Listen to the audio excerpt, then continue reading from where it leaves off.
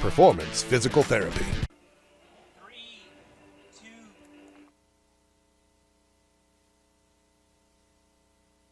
It's a showdown for the Class 4-5A District Championship. In his first season at Walker, Chad Mahaffey is trying to bring the Wildcats to prominence, while the two-time defending state champs of Zachary look to ride off with another title.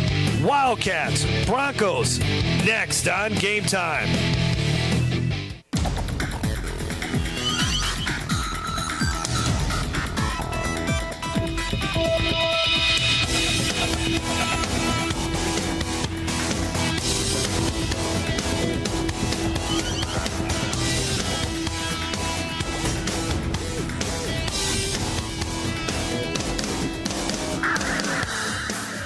Week 10 of the regular season brings us to the home of the Zachary Broncos, where they've won 3 Class 5A state championships since 2015. Tonight they are looking to win a district title, and they'll be facing a Walker Wildcats team who is looking for their first ever district title on the Class 5A level. It's the Yearview Louisiana Game of the Week, brought to you by Farm Bureau Insurance.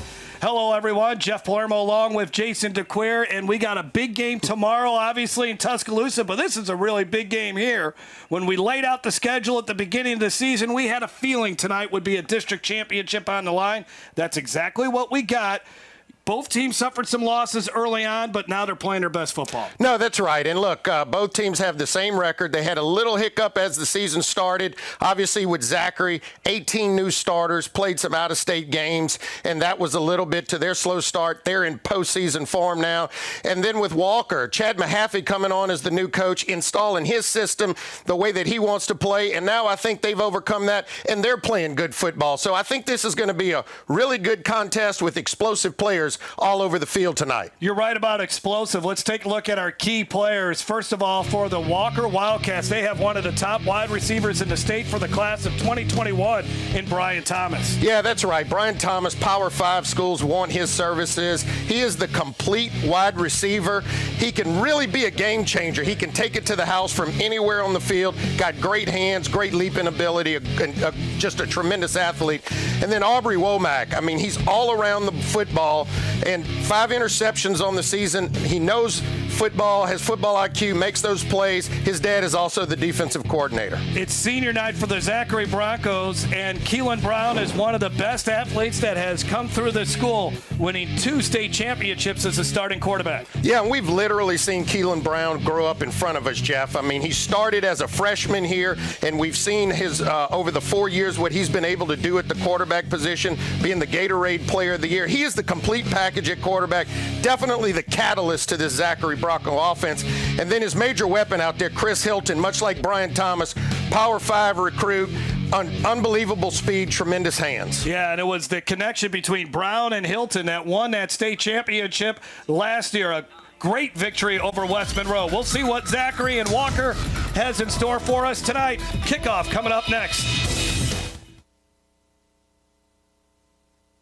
Game Time on Yearview is brought to you by Louisiana Farm Bureau Insurance. Ready to serve you with auto, homeowners, life insurance, and more. Real service, real people.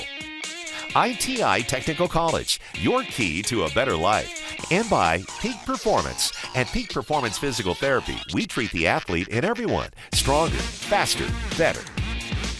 Check out yearview.com for in-depth high school football coverage. This throbbing neck pain was so bad it moved to my shoulders and was causing severe headaches. Then a friend suggested I choose Peak. 2 weeks later, the pain was completely gone. So glad I chose Peak. Choose Peak Performance Physical Therapy. Hey, Joe Martin here. You've seen our commercials over the years, and you may be wondering, what's in it for me? Well, ITI Technical College has been selected by Forbes magazine as a top 32-year college.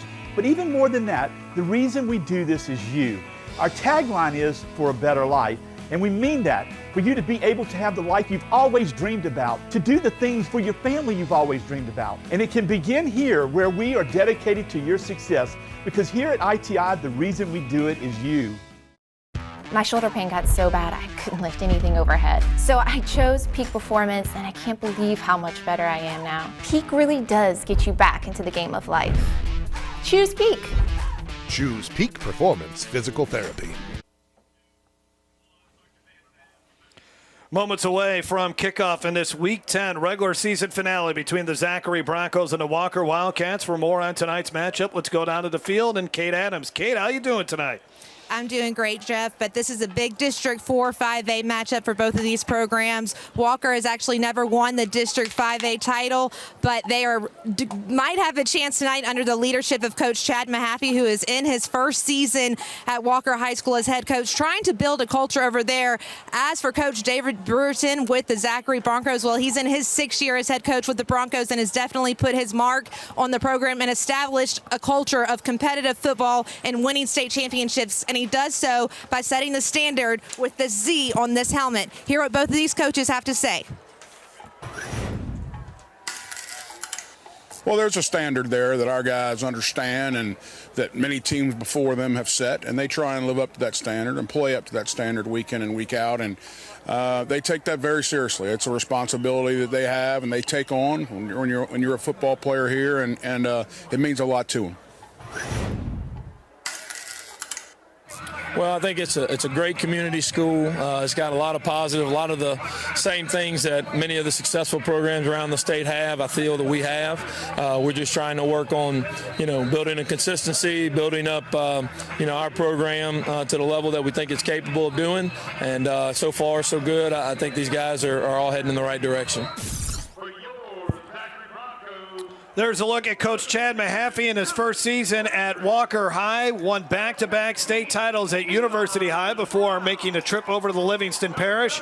Also won a state championship at U High in 2014, but his overall record is a splendid 113-22.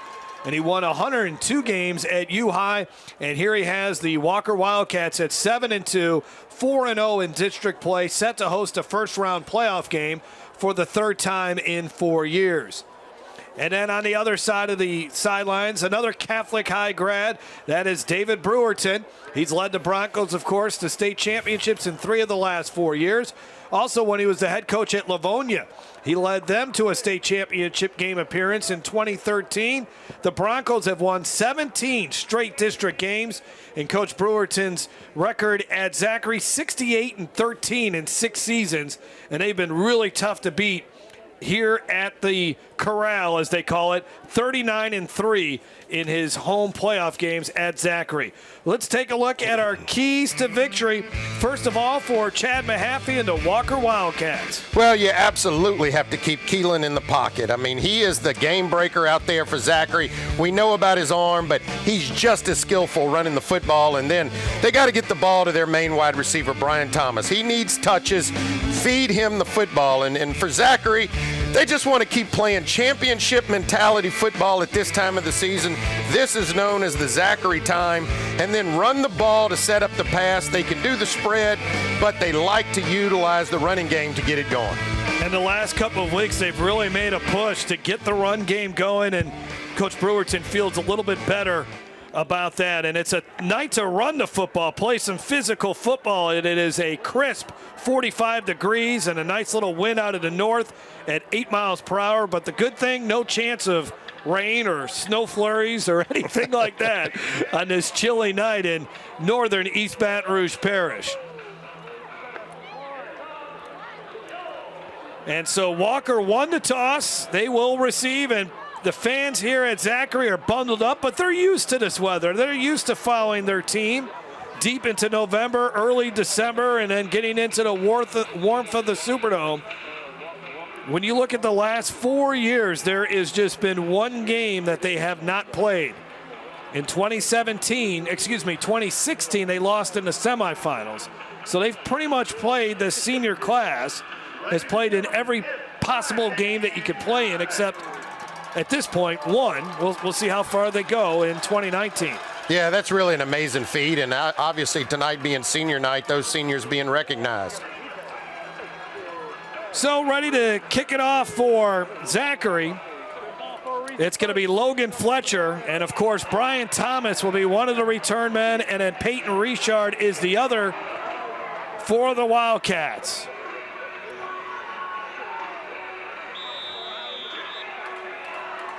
Fletcher, a soccer player, kicking for his first time.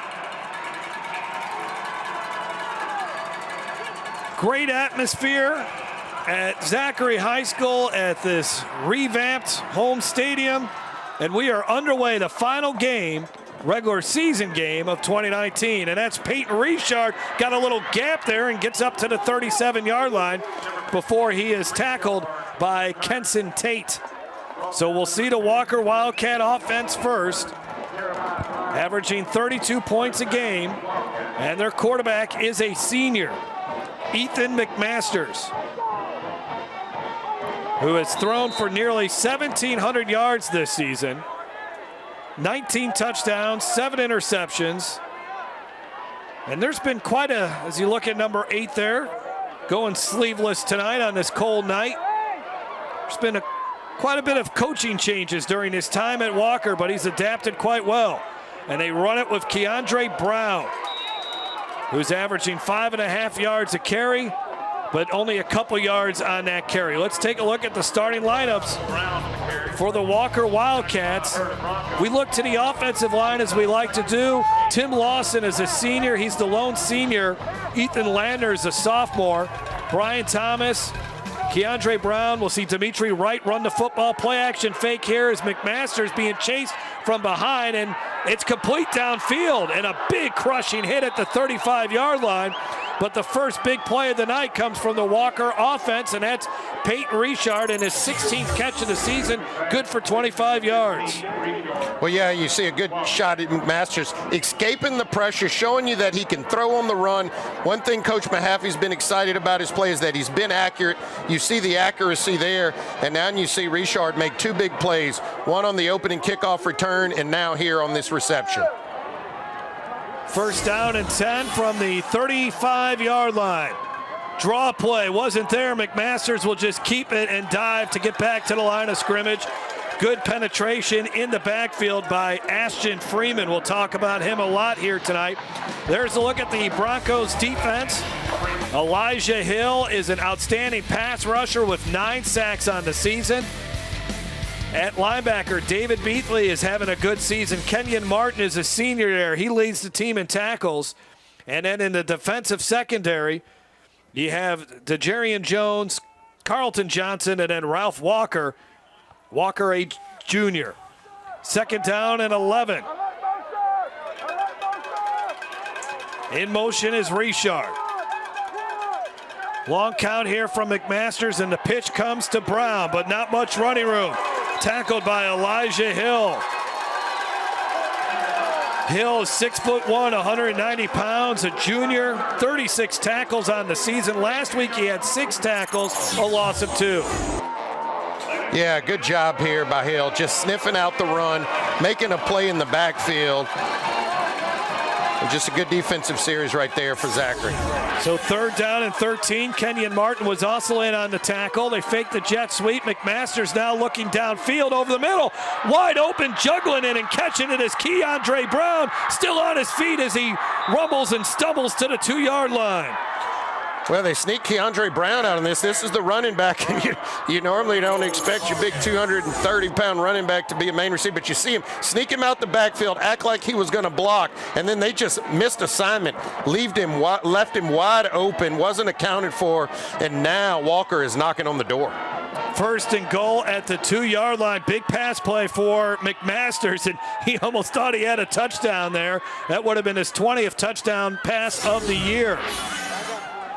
So the Walker Wildcats, a great drive here to begin this football game. As you look at Brown, yeah, he can catch the football a little bit too, but his specialty is running it, and that should be good enough for a touchdown. And it is. Wildcats on the board. Opening drive, a successful one for Walker. Well, if you're the visiting team coming into a hostile arena like Zachary, you couldn't have designed this first series any better than this.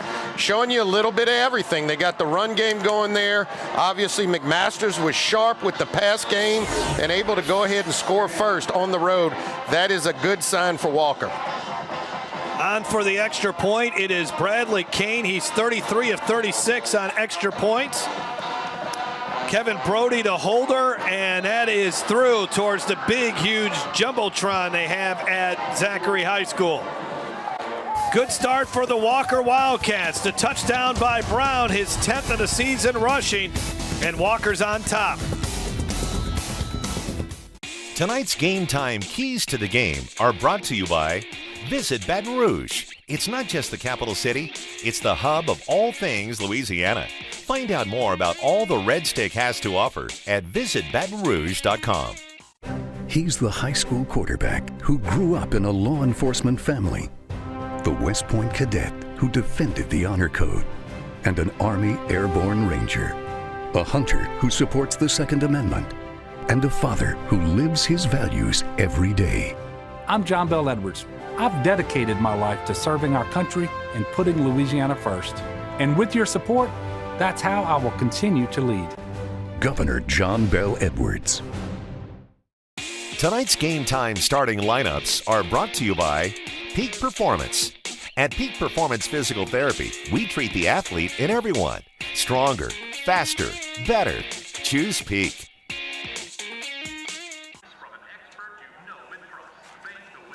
Brown had 3 touchdowns last week for Walker in a 35-13 win over Denham Springs, and he gets on the board into the end zone quickly here on the opening drive. 6 plays, 62 yards on the ITI Technical College scoring drive.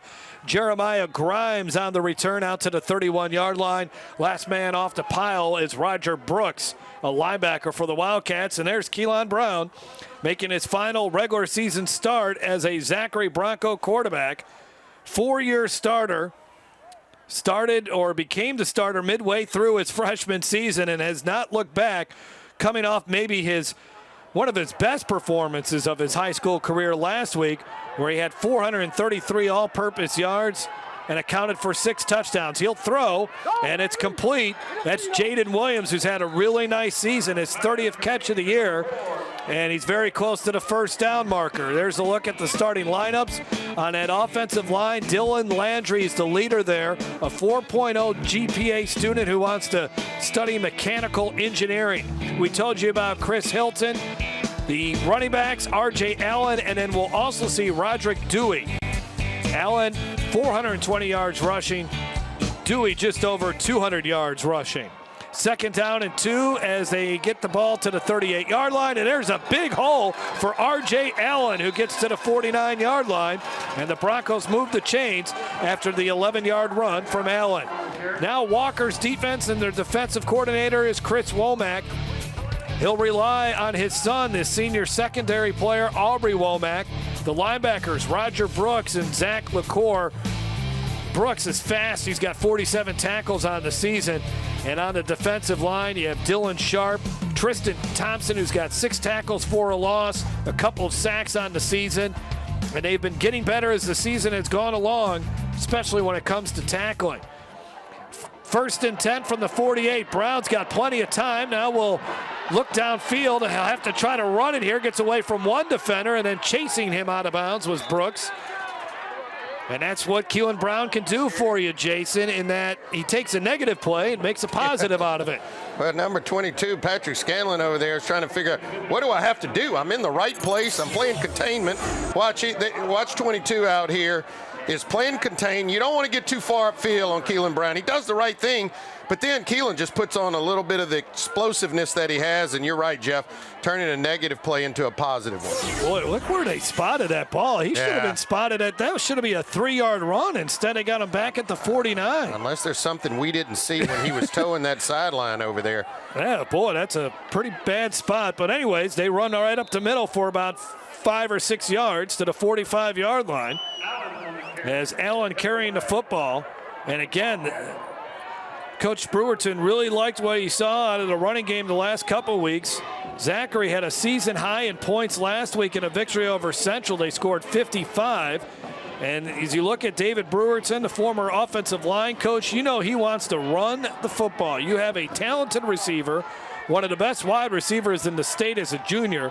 But his bread and butter is running the football, and he thinks that sets it up for everything else. 3rd and short, quarterback draw for Keelan Brown, and he's got the first down and more to the 25. Wow. Look at this, putting on a show on senior night. It's Keelan Brown. Touchdown, Broncos. 45 yards. Well, number 15 is probably, although he's playing quarterback, Jeff, he's probably the best running back on the field as well tonight. I mean, this guy is just explosive, and I mean, he can beat you both ways, and you've seen him make some good passes, but look, this is just pure athleticism and pure speed, and a quarterback that's not looking to get out of bounds. He's looking to cut it up and get into the end zone. He rushed for over 100 yards last week and could be well on his way this week. Extra point try coming up from Logan Fletcher, who's 28 of 30 on PATs, and we have a whistle before the kick can be made.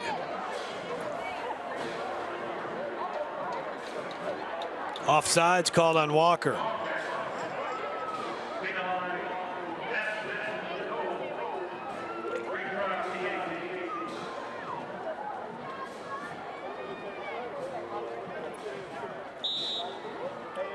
Jaden Williams is the holder.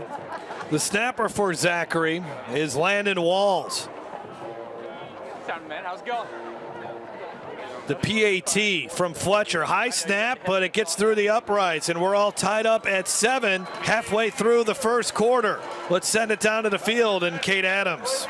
Thanks, Jeff. I have got Avery Davidson. He is the communications director at Louisiana Farm Bureau Insurance and has been there for 11 years. You guys have a wonderful partnership with Game Time. So just talk about what you love about the partnership with us. Well, you know, this is where the community comes out and comes together to really see a team gel. You know, we've got great teams like the Wildcats and the Broncos here on the field.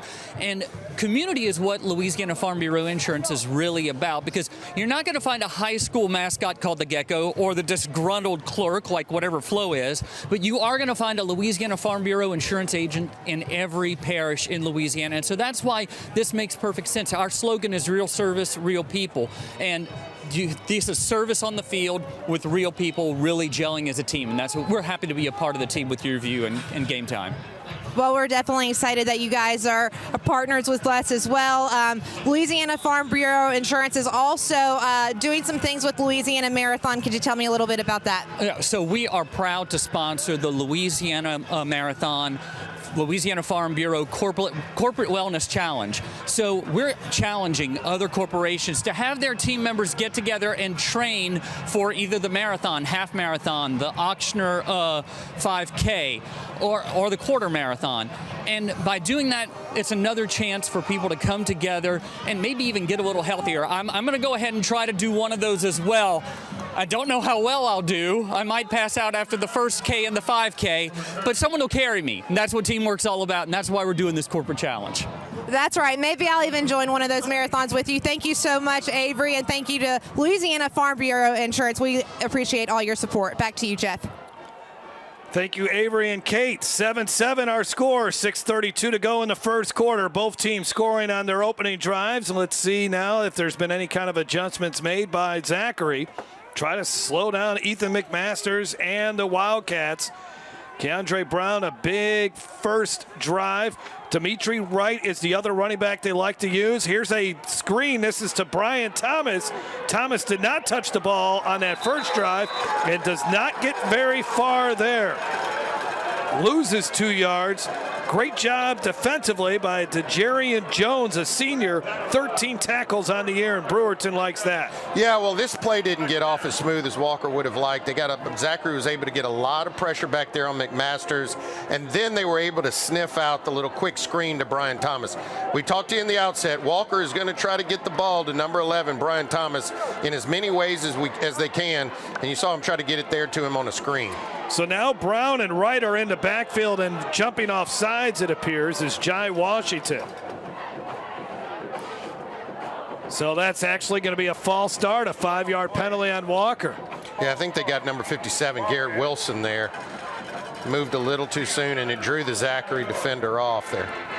So that will make it 2nd down and 17. So you had both Brown and Wright out there offensively. They're Taking him out of the game now is Wright.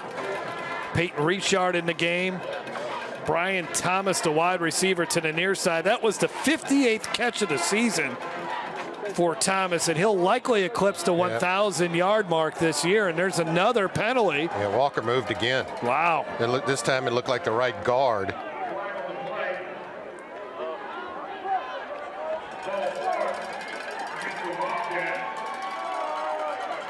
Here's our ITI Technical College scoring drive. The touchdown run from Keelan Brown. 11th rushing touchdown of the season. He's close to 800 yards rushing. Came in with an average of 8 yards a carry. That just went up quite a bit after the 45-yard touchdown run. Second down and a long way to go. Quarterback draw goes nowhere. Brown is brought down quickly.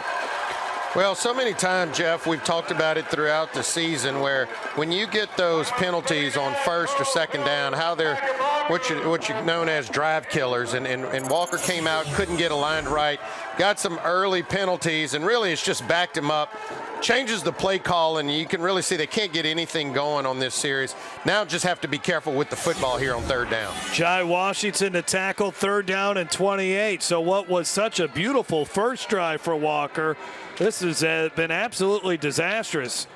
And they'll just run it and hope they can get some yards, and they're barely going to get any yards. Jai Washington in the backfield again, and now the Zachary Broncos should have very good field position here after Walker went backwards on their second drive of the night. Yeah, Coach Mahaffey's like, look, we got to live to fight another day, and let's get out of this series. It was not a good series for us. He's going to probably talk to him about some of those infractions.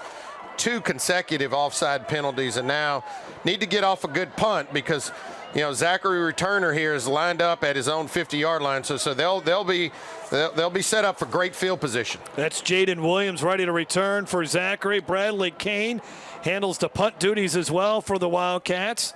Got to be careful for the block. They may be sending some people here. They certainly are, but he gets it off. It's a short line drive punt, takes a couple of bounce. Williams thinks better of it, and it'll work out for Walker. That's maybe the best possible thing that could have occurred. Ball down at the 47. Back down in the field, and Kate Adams. Kate? Thanks, Jeff. I have got Gerald Hopper, the owner of Partners Barbecue, with me. I want you to tell me a little bit about that Friday barbecue rib special you got going on right now. Well, right now, every Friday during November, we have our barbecue ribs on special. And on that special, you get the barbecue ribs and your choice of the other meat item, barbecue brisket, barbecue chicken, barbecue sausage, whatever you want, you get with it with the 2 sides and Texas toast. And that's all day, every Friday during November. And we call it the Barbecue Rib Friday. All right, well, I'm going to have to come check that out because that sounds delicious. Tomorrow is a big tailgate day, big college game day. You've also got a tailgate spread. Tell me a little bit about that. We still got the tailgate spread going on. It feeds 3 to 5 people, comes with barbecue ribs and barbecue chicken, 2 pints of side orders, Texas toast, barbecue sauce, and all the trimmings. Feeds 3 to 5 people, and it's a heck of a deal and great to lay out in front of everybody for the Alabama game tomorrow. Well, that's going to be that LSU-Bama game tomorrow, so thank you, and everybody go out and get you some of that tailgate spread and barbecue rib Friday. Thank you so much, Gerald. You're welcome. Guys. Thanks, Kate. Big pass from Brown to Jaden Williams. Jason? Yeah, watch how accurate Keelan Brown is with this football. And this ball's thrown a good distance here and just a tight spiral. And the thing about that throw is it hits Jaden Williams where he has an opportunity to turn the football and get yards after the catch. First and goal at the 9. Zachary looking to take the lead. They'll hand the football off to Allen. Allen making some nice cuts, putting his head down and barrels his way into the end zone. Touchdown Broncos. Yeah, and this is what happened. When this Zachary offense gets going, they can score points in bunches, and that's why Walker's got to be productive on offense, because if you put it right back into the hands of this hot offense, they'll put it right back in the end zone, and now we see 2 consecutive scores for Zachary. Allen, his 4th touchdown run of the season. You know, last year we had a chance. Look at that run. There was a Mack truck that ran over the Walker defender. But we saw we saw Zachary a couple times last year as the extra point is good. Remember, we saw them in the U High game last year, and really they were struggling. It was the middle of the year. They were kind of struggling to find a run game. And then we saw them in a playoff game in the second round against Hanville, and there was that running game. And, you know, Coach Brewerton talks about it. He trains his football team to peak at this time of the year. And as much as Keelan Brown can do offensively, both throwing the football and running it, the reason he likes for that run game to go in is it keeps, one, the defense off balance, but two, it allows Brewerton to express his characteristic for this football team, and that's being physical, Jeff. They want to beat you physically, even with a spread offense. Well, speaking of the playoffs, that's what Zachary knows all about. Sunday on CST, Cox Sports Television, we'll have the prep pairing show. Myself, Alan Waddell, Lee Burkeem. We'll have all 9 brackets. We'll unveil them for you at 11 a.m. Again, you can watch it at CST and also on the LHSAA Live app. If you haven't downloaded the LHSAA Live app, I say that you should do that right now because you'll see a lot of great content there. The LHSAA Game of the Week is shown on there as well. So again, that's 11 a.m. All 9 brackets. We'll go over them for you. I'll be listening to you, brother, while I'm headed to the Saints game. From the 6-yard line, and that gets up to the 21-yard line. So now the Walker Wildcats trailing after that return from Peyton Richard. Walker needs to stay away from the penalties. They had 2 penalties on that last drive for them and put them in a big hole. ITI Technical College scoring drive. Didn't take long after the punt. No, it didn't. You see R.J. Allen there, good, tough physical run. And again, we talked about how Coach Brewerton wants to emphasize that this part of the season. But for Walker, I think where they were having success is getting McMasters outside of the pocket a little bit. Zachary is bringing pressure right up the middle, so maybe roll him out, give him a little bit more time to throw the football. McMasters in shotgun formation with Keandre Brown and Dimitri Wright, both in the backfield. And here is Wright to carry, and he gets about 3. So Wright has 670 yards rushing on the year. Brown 676. And so during our conversation with Chad Mahaffey during the week, I asked him, do you play Brown and Wright at the same time? No, we don't do any of that. That is, you know, there's Chad Mahaffey always got something up his sleeve. Yeah. And I tell you, that's a lot of load in that backfield. Yes, it is. I mean, those are 2. These ain't small running backs. These are 2 running backs that will that deliver a blow on each run themselves. You know, Chad Mahaffey's had some prolific offenses, too, with U High.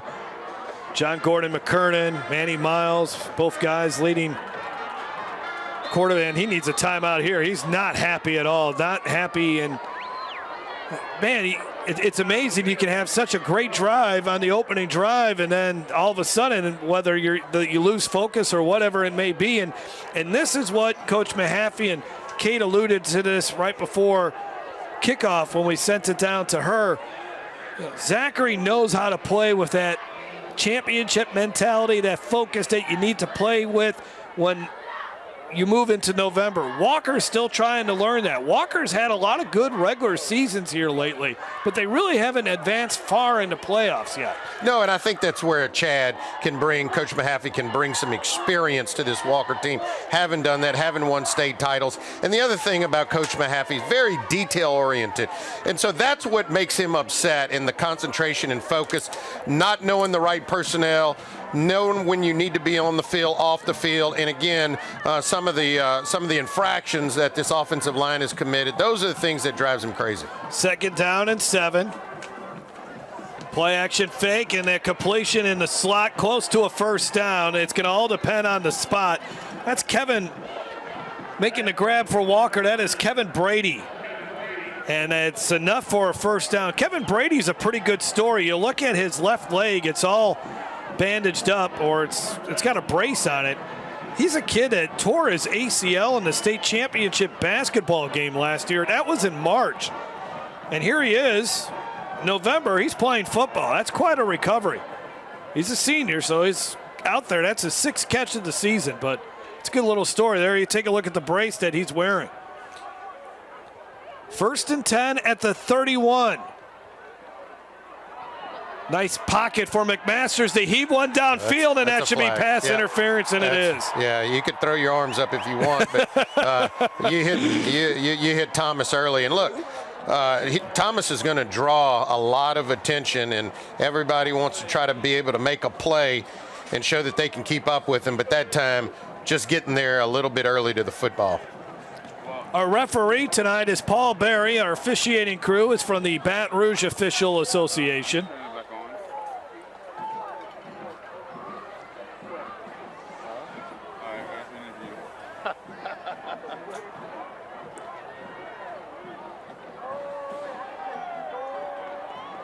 I guess the mic isn't working there. So that will move the football up 15 yards for the Walker Wildcats. And I tell you what, how critical that timeout was. Well, here you go. You get a look at a replay. McMasters was throwing a very nice football here. I think it would have been completed, but you could see there DeJarian Jones just getting in there a little bit early. You see the contact up top on Brian Wilson right there up top. Brian Thomas, I'm sorry, excuse me. Brown just ran the football for 3 yards. And in on the stop is Jude Charlotte, who's got 6 tackles on the season. There you look at Brown. He missed 3 games this season with a knee injury. 126 yards rushing last week. And last week, Walker as a team rushed for 329 yards and 4 touchdowns. 1 minute to go in the opening quarter. Pass is complete to Brown, his second catch of the game. Third down will be coming up with 55 seconds to go in the opening quarter. Walker averaging 32 points a game, like to be balanced on offense. Take what the defense gives you, all those kind of cliches, and they also try to be physical up front. Brown is a big player. I don't have a height or weight on him, but he is a big boy. But I tell you what, agile and can run routes, and we've seen him make 2 catches already. So obviously, for the size that he's carrying, he's very versatile in the spread offense. Third down and 4. McMasters on the play action fake. Here's the screen to Brown, and Brown's got the first down, and ahead of steam. Down the sidelines he goes, and it is cut down out of bounds at about the 15-yard line. Another big pass play to the star running back, Keandre Brown. Well, I don't know if they have a nickname for him, the bus or the train Flag or what. down. But you can see when he gets a full head of speed, got good. This is what I'm talking about, just good hands. I mean, that's great hands for a guy that size, and he gets rumbling down the field, and you know, it was a big play there, but I think Coach Mahaffey is going to be upset again because it may be coming back. Brian Thomas would be, I think, the man guilty of a holding. It's a 40-yard pass play. We'll see what the call is about. Holding against the Wildcats. So let's see where the holding occur. I think this still might be a first down. I think. Good look at Coach Mahaffey there. He's going to be your play caller. He's really a great offensive mind in high school football with what he's done at U-High and now what he's doing here at Walker. And he calls up and dials up all the plays for this Wildcat team. Replaced Cecil Thomas, who went on to become the head coach at Sulphur, and it didn't work out very well for Coach Thomas. He was dismissed middle of the year. Hate to see that when it comes to high school football, to see guys getting fired in the middle of the year. Was 20 yards on that play. McMasters, before he got hit, wide open downfield, and stumbling at the last second was Kevin Brady, but it's first and goal for Walker. Well, this is why Coach Mahaffey gets so upset with the penalties, because he is seeing things. He sees looks out there that's given Walker an opportunity to score and make plays, and you saw another one there, just another great play call there, and really blown coverage. There's your guy, Kevin Brady, coming up with a big catch there. And now Walker again is knocking on the door, opportunity to tie this football game up. First and goal at the 3, as McMasters has been sharp. Brown, a carry, gets hit, but still falls forward for a yard or 2. That was some kind of a collision there. And I think it was 3 guys from Zachary that hit him, but Brown is so big, he kept moving the pile forward. Very good first quarter. Ethan McMasters has been dialing up the long ball here tonight. We'll take a break. More of Game Time coming up. Hey, Joe Martin here. You've seen our commercials over the years, and you may be wondering, what's in it for me? Well, ITI Technical College has been selected by Forbes magazine as a top 32-year college. But even more than that, the reason we do this is you. Our tagline is for a better life, and we mean that. For you to be able to have the life you've always dreamed about, to do the things for your family you've always dreamed about. And it can begin here, where we are dedicated to your success, because here at ITI, the reason we do it is you. Louisiana is the greatest state in America, but today we're last in jobs, crime, insurance, and more. Folks, if LSU was last, we'd fire the provost, the athletic director, the coach, even the poor water boy. 4 more years of a liberal, trial lawyer, tax and spend, career politician governor is not the answer. If we want different, we have to do different. I'm Eddie Risponi. I'm asking you for your vote. Liberal John Bell Edwards. I voted for Secretary Clinton. You could put half of Trump's supporters into what I call the basket of deplorables. Like Hillary, Edwards supports radical policies. Edwards supports illegal immigrants getting taxpayer-funded benefits and opposed President Trump's full immigration plan to secure our borders. John Bell Edwards, too liberal for Louisiana. Vote John Bell Edwards out. Paid for by RTA Right Direction PAC. There's a Walker offensive lineman, Mitchell Gallman, who is receiving some assistance on the training table on the far side of the field. Meanwhile, his teammates are knocking on the door as far as scoring a touchdown. Walker scored on the opening drive of the game. Zachary came right back on its next drive and scored. Walker went 3 and out on the next drive, and then Zachary scored, and here's Walker now trying to punch it in. Here's the pitch, and that's easy. Walking into the end zone is Brown, 11th rushing touchdown of the season, and Walker's 1 point away from tying this football game. Well, we were talking about it at the break, Jeff. Mahaffey's done a real good job of scheming this Zachary defense in the first quarter. This time, just a little option to the short side of the field. A lot of times you expect him to run that to the wide side. Short side of the field, option off that defensive end, and when that defensive end committed to the quarterback, just a simple pitch out there to Brown, and Brown's able to get it in the end zone. Bradley Kane looks to tie the football game up. And was that deflected? It was. I think it was, wasn't it? Yeah, it certainly was. It was blocked there. Blocked, and so we still have a 1 point game. And that could be end up being a huge 1 point. A game like this, you want to try to keep it clean there on special teams. Send it down to the field. Kate Adams has another special guest. Jeff, I've got Jimmy Roy, who's a host on the Louisiana Prep Scoreboard. That show airs on Cox Sports Television every Friday night, as well as 104.5 ESPN. But Jimmy, you guys do so much for high school sports. You cover every single high school football team across the state of Louisiana. Tell me a little bit about that. We do, but first I want to thank Jeff and Jason and Kate and Eric and CST for what they do for high school athletics. The publicity that they give these young student athletes is above and beyond, and it's just all positive, and the kids deserve it, really. So first off, thanks to CST. You can tune in tonight on CST following this ball game and catch myself, Todd, Kate Wazan. I think Eric Hill's going to be in studio tonight with us and on 104.5 ESPN Radio, and that's every Friday night. But CST, what a great job you guys do. Well, thank you so much for all y'all's coverage of high school sports, and we definitely enjoy our coverage of high school sports here as well. Back to you, Jeff. Certainly have it locked in on ESPN 104.5 and 104.9 on my way home after every game. I do too. They do a great job, man, and they really get in depth in there in the studio on each one of the games, and gives you coverage from all over the state. Yeah, for sure. And if you start bringing up non-select and select, my man Todd Black, he gets on the soapbox. Well, I get on it with him sometimes, Jeff. But somebody needs to preach. Somebody needs to preach. All right, here's the return, and a nice little return, but there's a flag. Jeremiah Grimes got it up to the 34-yard line, and he was tackled by Peyton Noto. But another penalty. We've seen a lot of laundry here. Number 92 on the receiving team. That'll be 10-yard penalty. First down. And Paul Berry's mic is no longer frozen, and that's good. Yeah. But, you know, the guy and the Rummels, they need to be playing the Zacharys and the Walkers. For sure. You know, and get back to where it was. Well, this week on Yearview's High School Football Recruiting Podcast, over the middle, of course, tomorrow, number 1 LSU takes on number 2 Alabama in the biggest game of the season.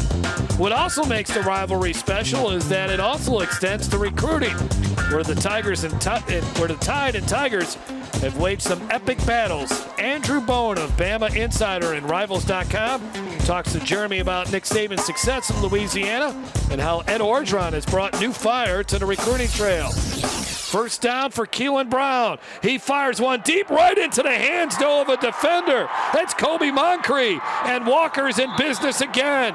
Moncrief's 3rd interception of the season, and that's only the 4th INT thrown by Keelan Brown.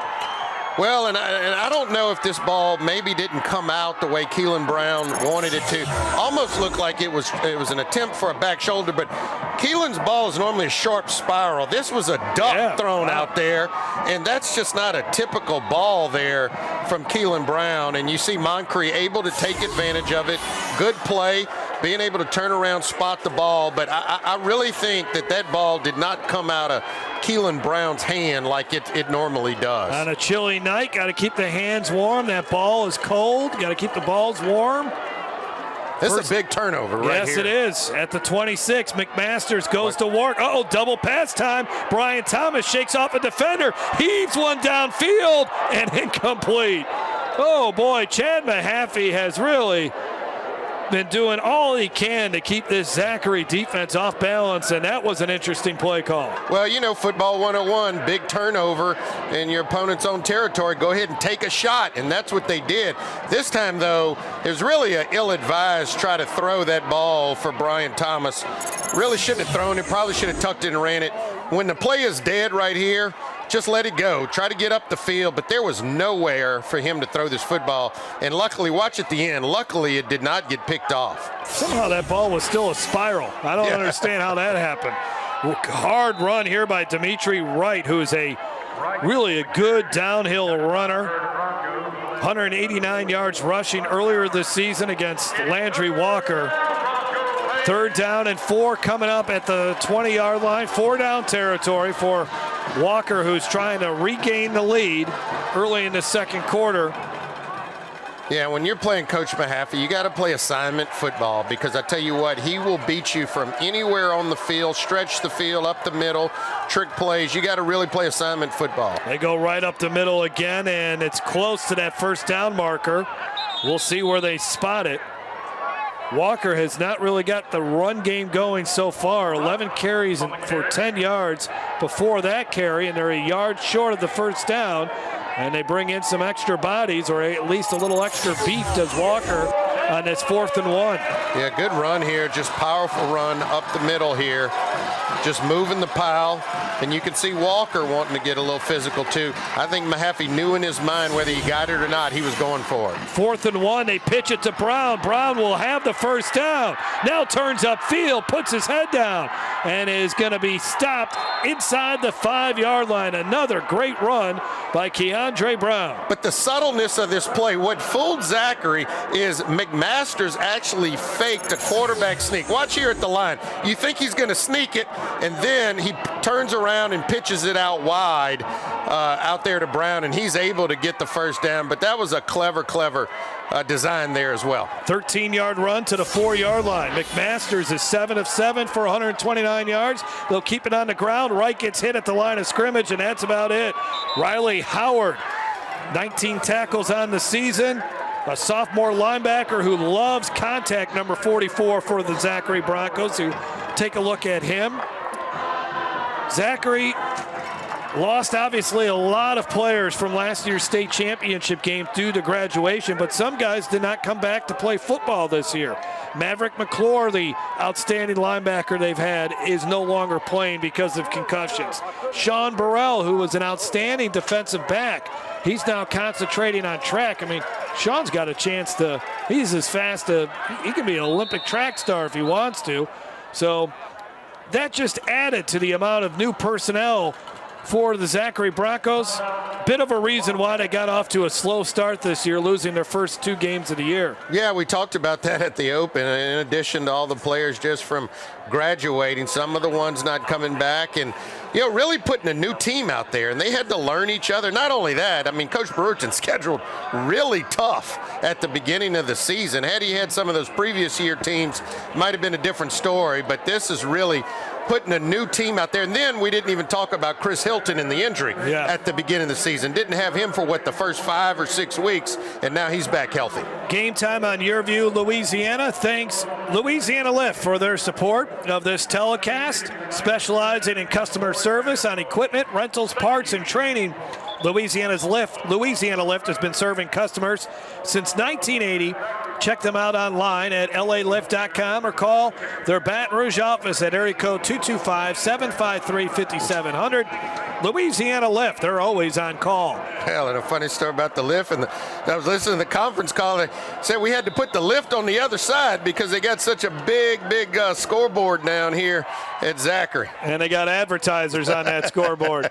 2nd and goal at the 4.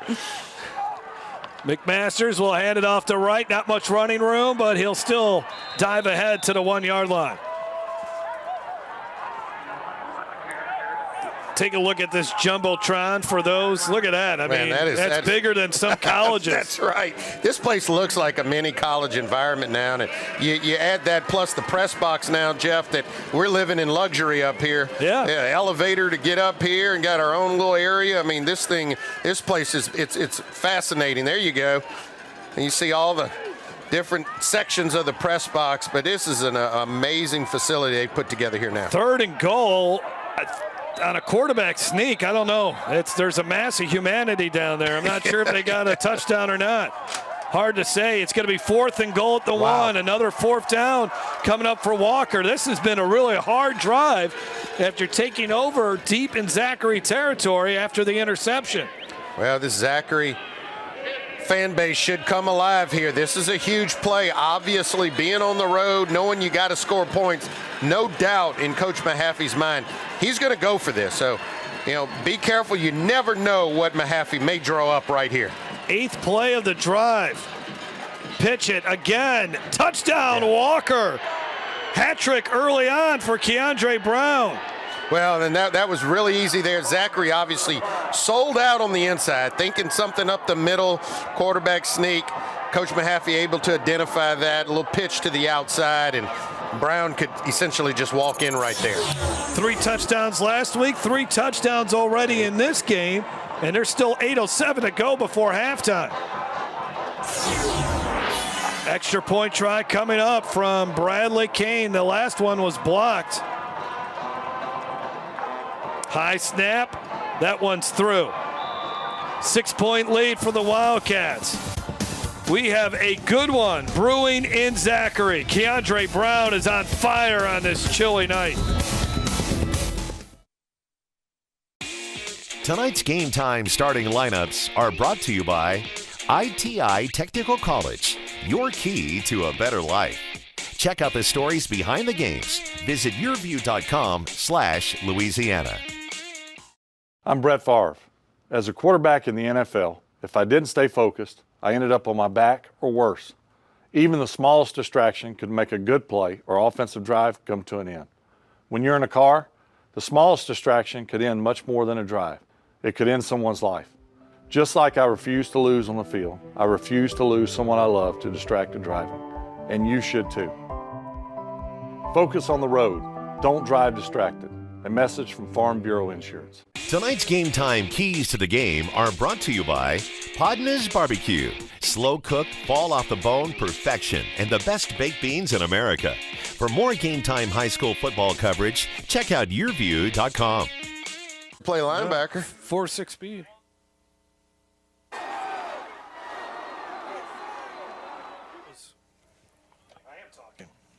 Zachary Broncos winning a state championship as they defeated West Monroe. Coach David Brewerton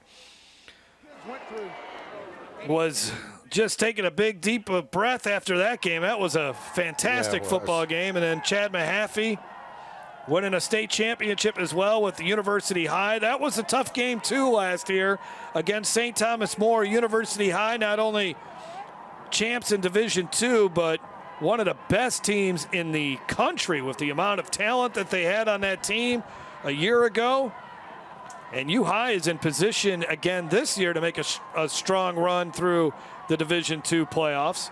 But right now, Chad Mahaffey's concentration is all with the Walker Wildcats, and it was he did some great things at U High. He brought that program to heights that they had never been before, winning back-to-back state championships, and just got to a point where he wanted a new challenge. Go coach at a 5A school. Never really was at Walker High. Never been there. Look at this on kickoff coverage. You think Walker's fired up now? That's Roger Brooks making the tackle on Jeremiah Grimes. So Chad Mahaffey's reasoning for leaving U High had nothing to do with University High. It was just a new challenge for Coach Mahaffey, and with a different staff at a bigger school and trying to win with a public school at a place where this is a very difficult district with a lot of great coaches. Sid Edwards, David Brewerton, and Lester Ricard's over at Scotlandville. Obviously, Brett Beard at Live Oak. So this is quite a challenge for Chad Mahaffey, and I'm not surprised that eventually he went and tried to see what else was out there as we look at our ITI technical scoring drive as Brown scores his third touchdown of the night. Yeah, it's like going from a non-Power 5 conference to a Power 5 conference. When you move from U-High up into this level, you're playing with the big boys. And look, both of these schools, and particularly at Walker, you got amazing resources and just an opportunity to showcase your talents on a different level. Zachary will be running just its 10th play of the game. Walker just had an 8-play drive. They run the football here with Allen, and he gets escorted out of bounds. Is it enough for a first down as Roger Brooks was chasing R.J. Allen the whole time there? And they may have to measure to see. I think this is going to be a yard short. Well, maybe a half a yard short. Nope, they're moving the chains. How about that?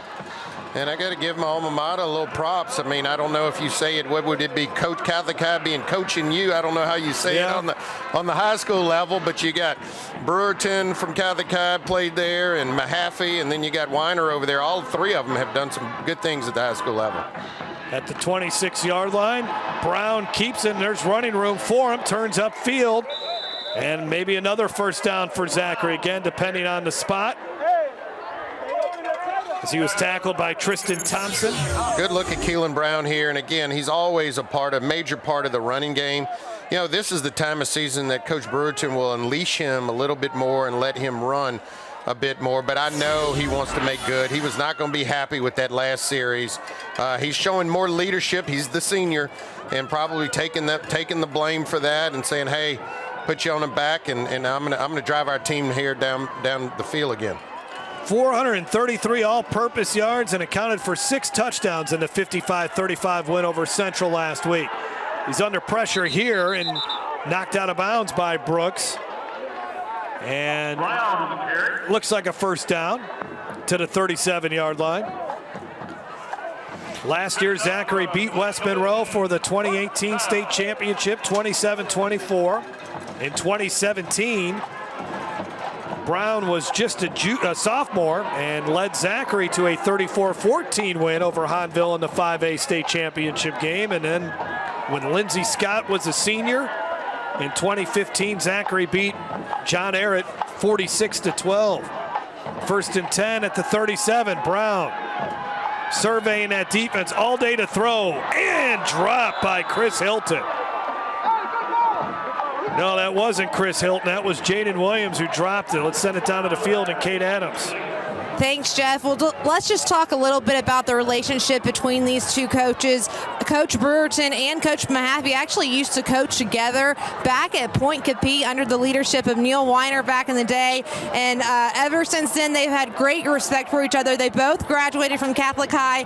Coach Brewerton was a senior. Mahaffey was a freshman when they were at Catholic High together. And in the past 2 years, they have 4 state championships combined. So pretty great relationship for these guys, and they both have a ton of respect for one another. Back to you. Yeah, Kate, that's pretty impressive when you think about it. You got 2 coaches there, and obviously David Brewerton's wearing the bling here to represent it, to the 2 state championships back-to-back for both of them, and combined they've won 6 state championships between the 2 of them. That's pretty good. Yeah, that's it's getting it done. Yes, and look, this Zachary program was nowhere in the caliber. Not that, I mean, Coach Weiner did a great job, but Coach Brewerton has brought this program to a whole new level. Zachary's 1 for 1 on 3rd downs. Brown looking to his left, zips another one, and that is complete.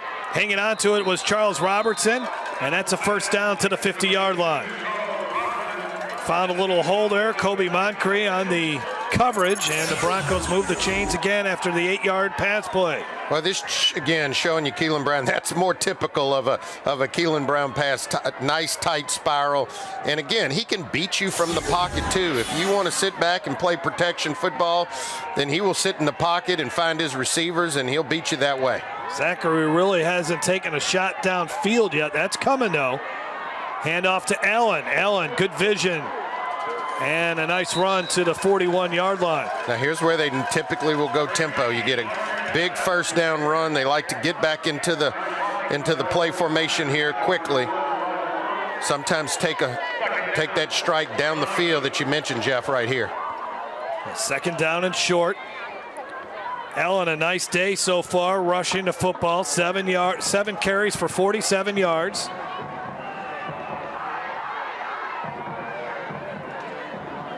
Chris Hilton's been really quiet in this game. 22 catches on the season. Number 1 at the top of your screen. Brown zips another one, and was that intercepted as well? No, incomplete. No. Just off the hands of Kobe Moncrief. Not the greatest pass again from Brown. Well, just a little miscommunication between Robertson there and Keelan Brown, and he thought he was going to look outside, and Robertson actually went inside, and just not good communication there. 3rd down and 2. Moncrief already has an interception. Walker forced 5 turnovers in a game earlier this season against Scotlandville.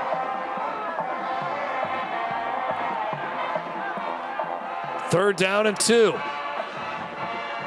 Brown will look to run to pick up the 1st down. Nice cut, and that should be enough for the 1st down.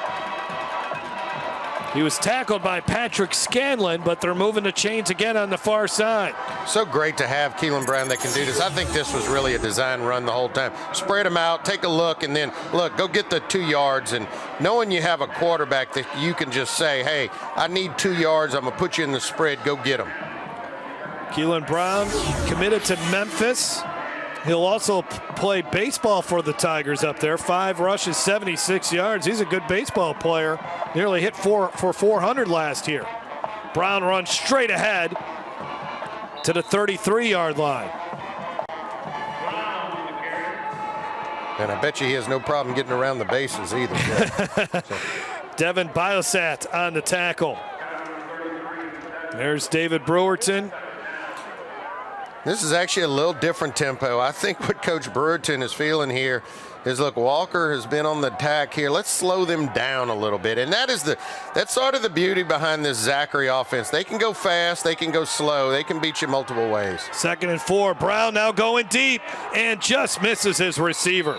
Charles Robertson had a couple steps on those 2 defenders. It was there if Brown could have connected with them. Instead, it's going to be 3rd down and about 5. Yeah, it looked like Robertson really just kind of stunted his route here. He didn't stay on his route, didn't get after it like I think Keelan Brown was hoping.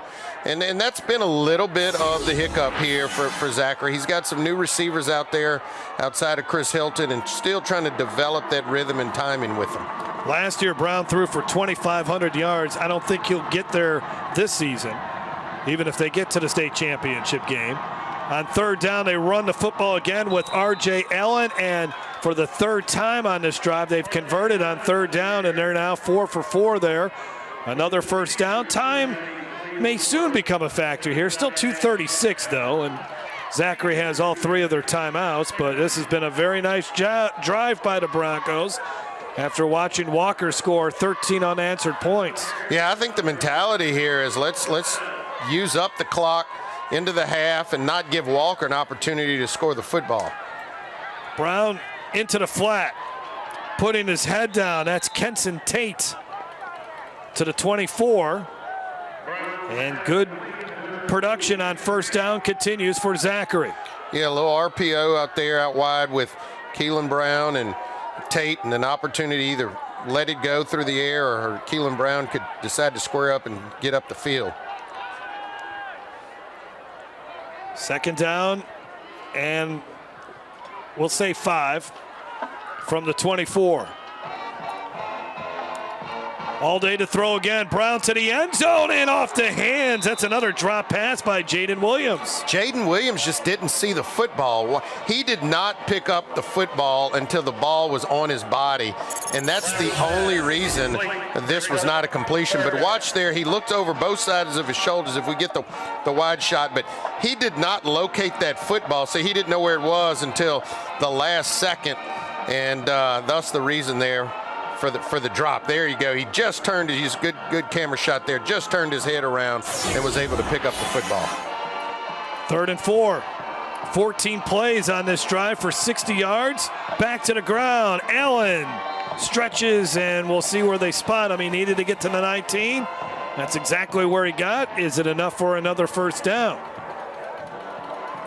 Yeah, both teams have been really good on 3rd down tonight offensively, and that is another first down pickup for Keelan Brown and the Broncos.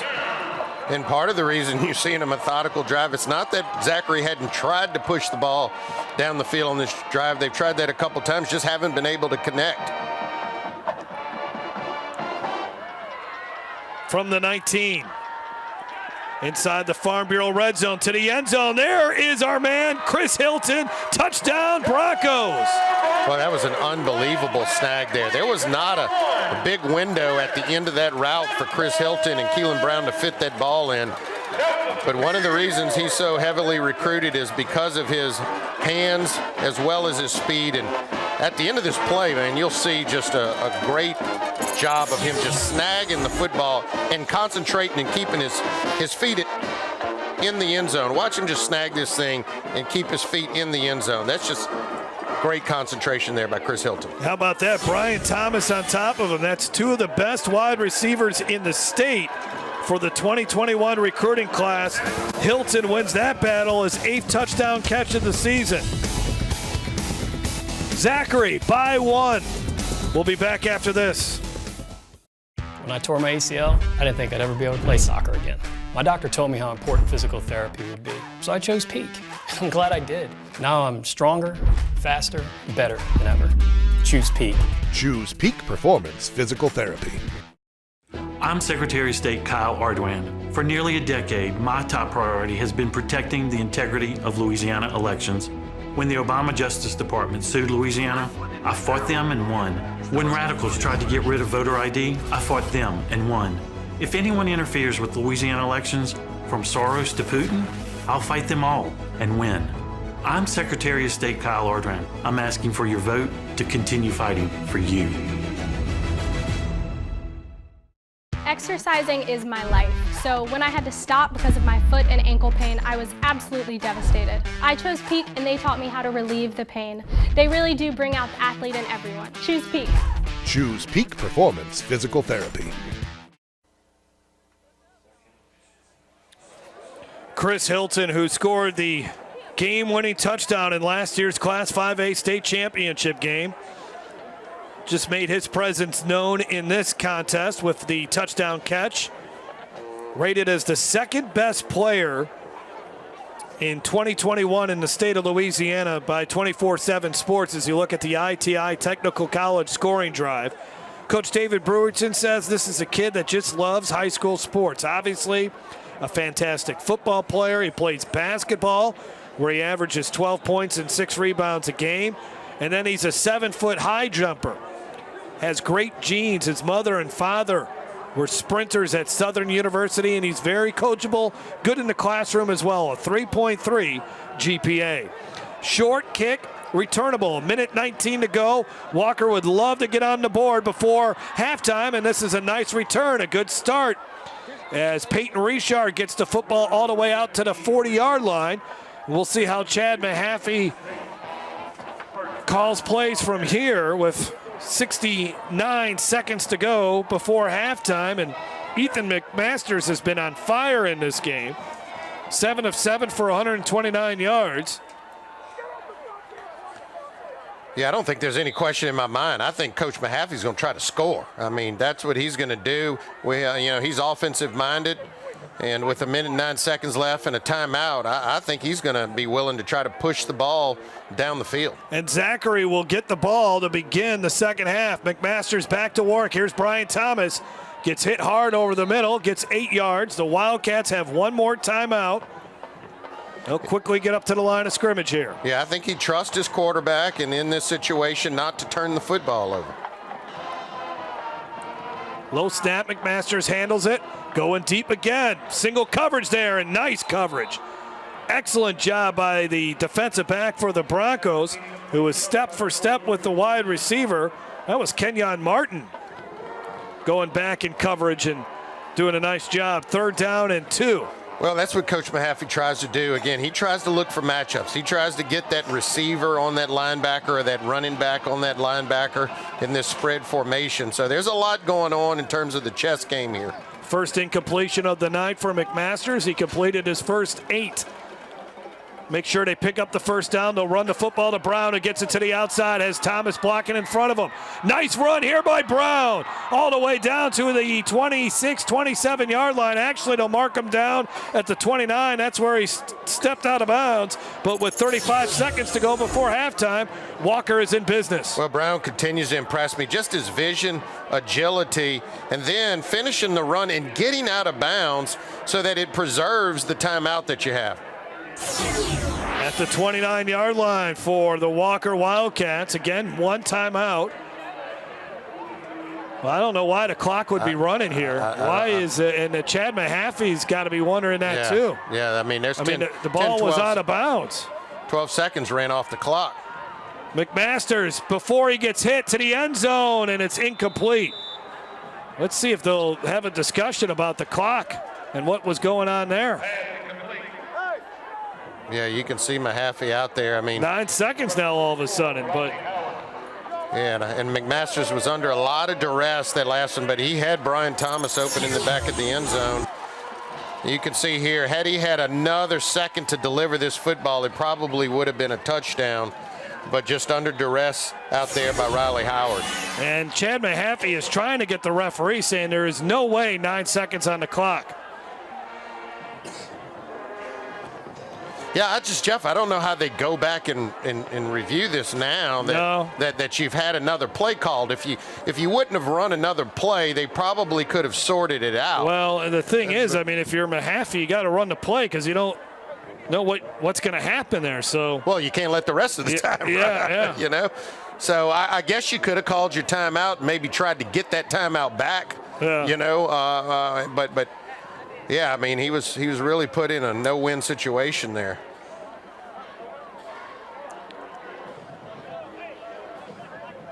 Well, let's see. Maybe they have figured something out. There was a little huddle there, a little conference.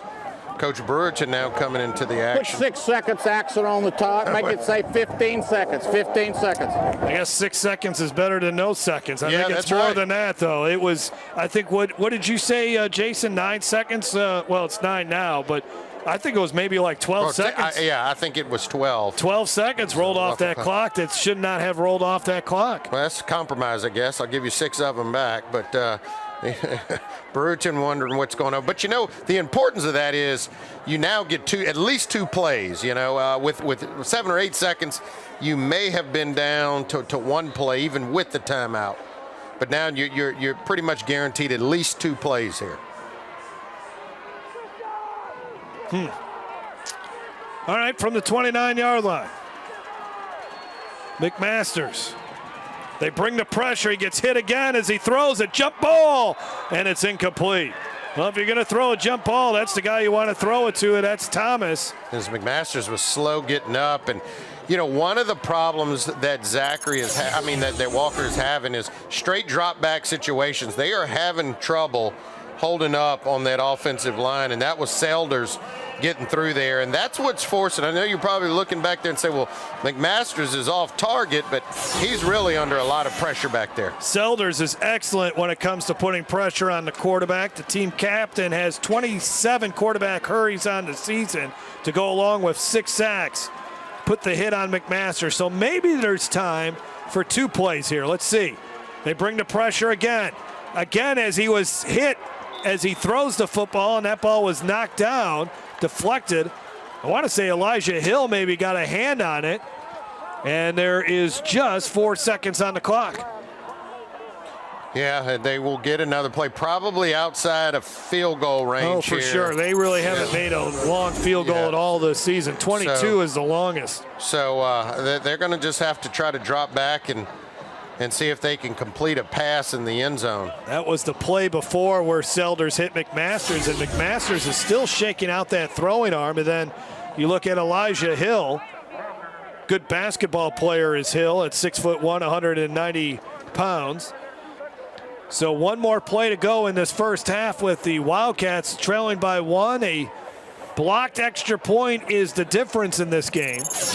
Take a look at the pressure again here on McMasters. They're really bringing everyone, trying to get to him, and that time for Zachary, it was Tarshawn Nelson. Yeah, Nelson getting in the. But I tell you what, McMasters has been on his back quite a bit during this game, and really it's been in the drop back, just the straight drop back situations. When they've been able to roll him out, they've had a little bit more success, or just a 1 or 2 step drop and getting rid of the football. Well, let's see here. I would imagine they play a little bit more coverage now. Looks like they might just, they'll only have 3 down linemen. They got Chris Hilton playing some defensive back for Zachary. Yeah, absolutely. You just want to keep him out of the end zone here, and then you can get in the half. David Brewerton wants a timeout. If I'm Walker, I just throw the ball up and see if Brian Thomas can go get it in the end zone. I basically just throw it up there and see if he can't. Somewhere in the direction number 11, see if he can make a play for you. I agree with that, and that's in all likelihood what I think Mahaffey will do. Although, whichever way he's lined up, they may roll him out a little bit just to try to give McMasters a little bit more time to set his feet and plant and get the throw off. Don't miss any of the action this season. Go to yourview.com/football and sign up for the Game Time newsletter to get the previous week's highlights, stories, and recruiting news, along with a preview of the upcoming week's matchups delivered straight to your inbox. Again, that's yourview.com/football.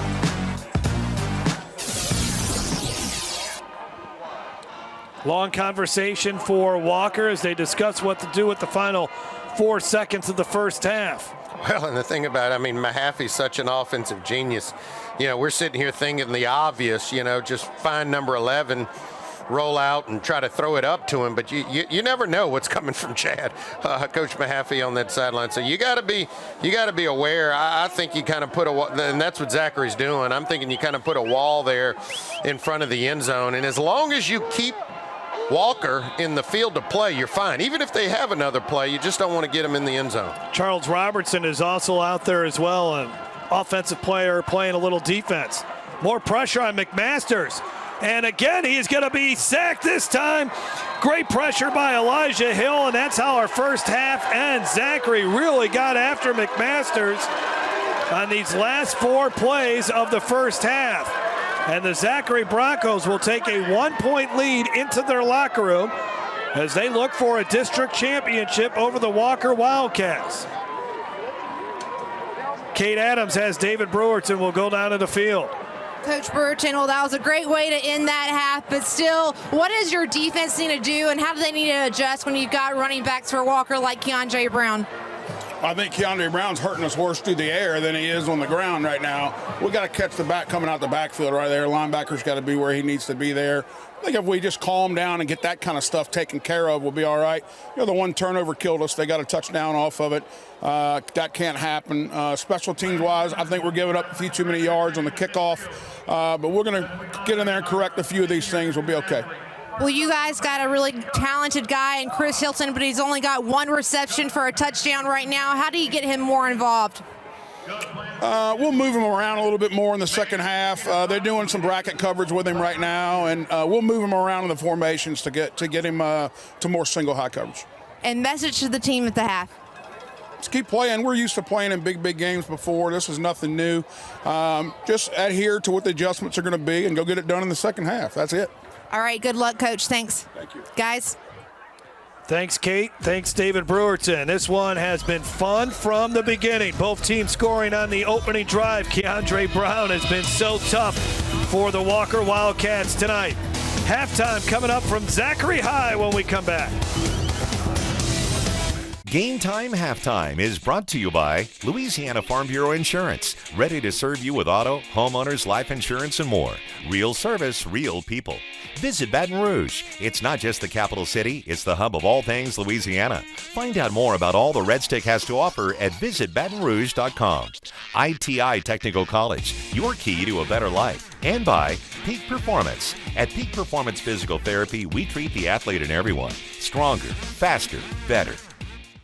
Oh, I've had back pain now and then, but it got so bad I couldn't even bend over. I didn't want to resort to pain pills, so I chose Peak, hoping they could relieve the pain. They got me active again. I even lost weight. I believe in better. I chose Peak. Choose Peak Performance Physical Therapy. Liberal John Bell Edwards.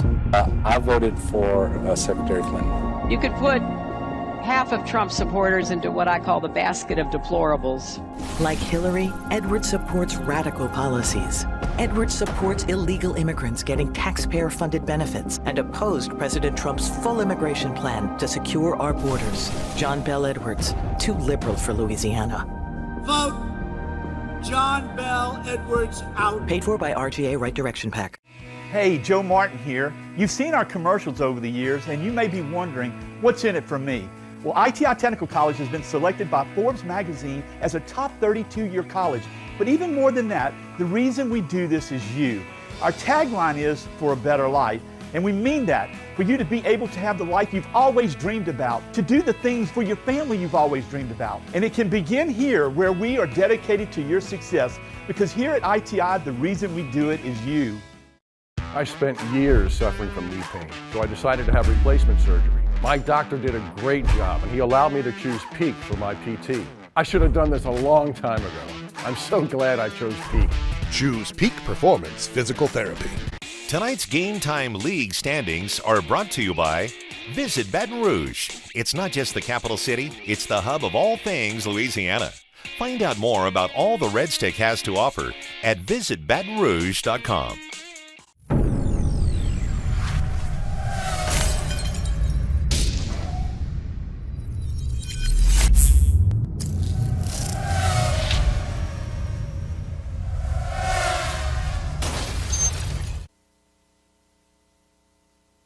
Hey everybody, Chris Purvis with Peak Performance Physical Therapy.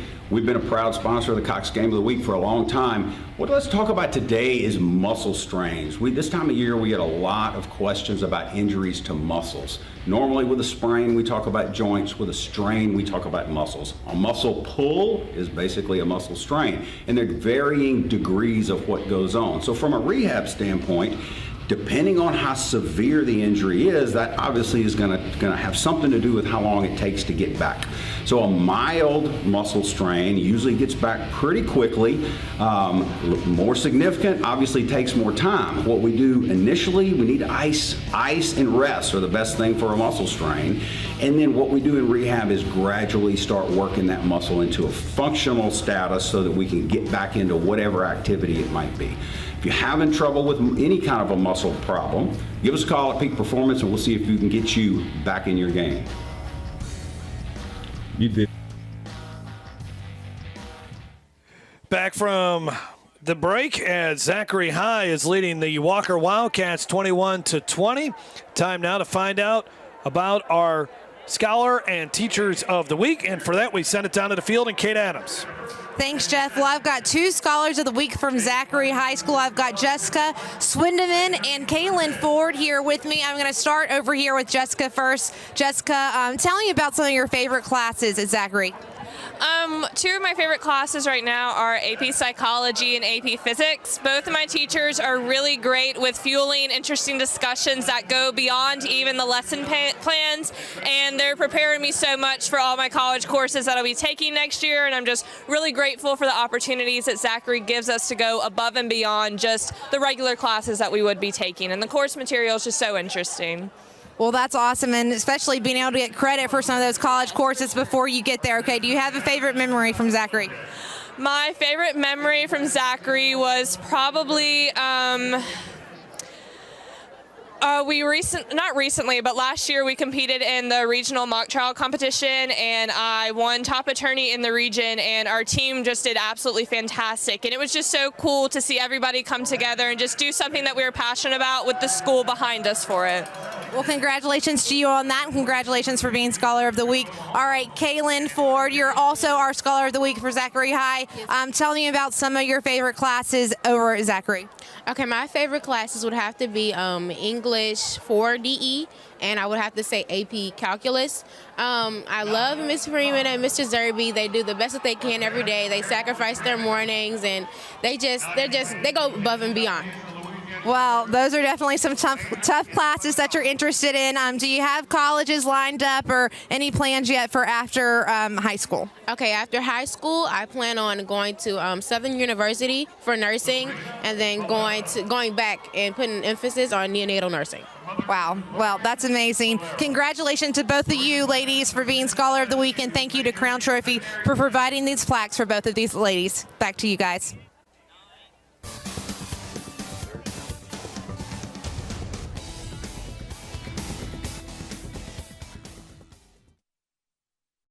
When I tore my ACL, I didn't think I'd ever be able to play soccer again. My doctor told me how important physical therapy would be, so I chose Peak. I'm glad I did. Now I'm stronger, faster, better than ever. Choose Peak. Choose Peak Performance Physical Therapy. I'm Brett Favre. As a quarterback in the NFL, if I didn't stay focused, I ended up on my back or worse.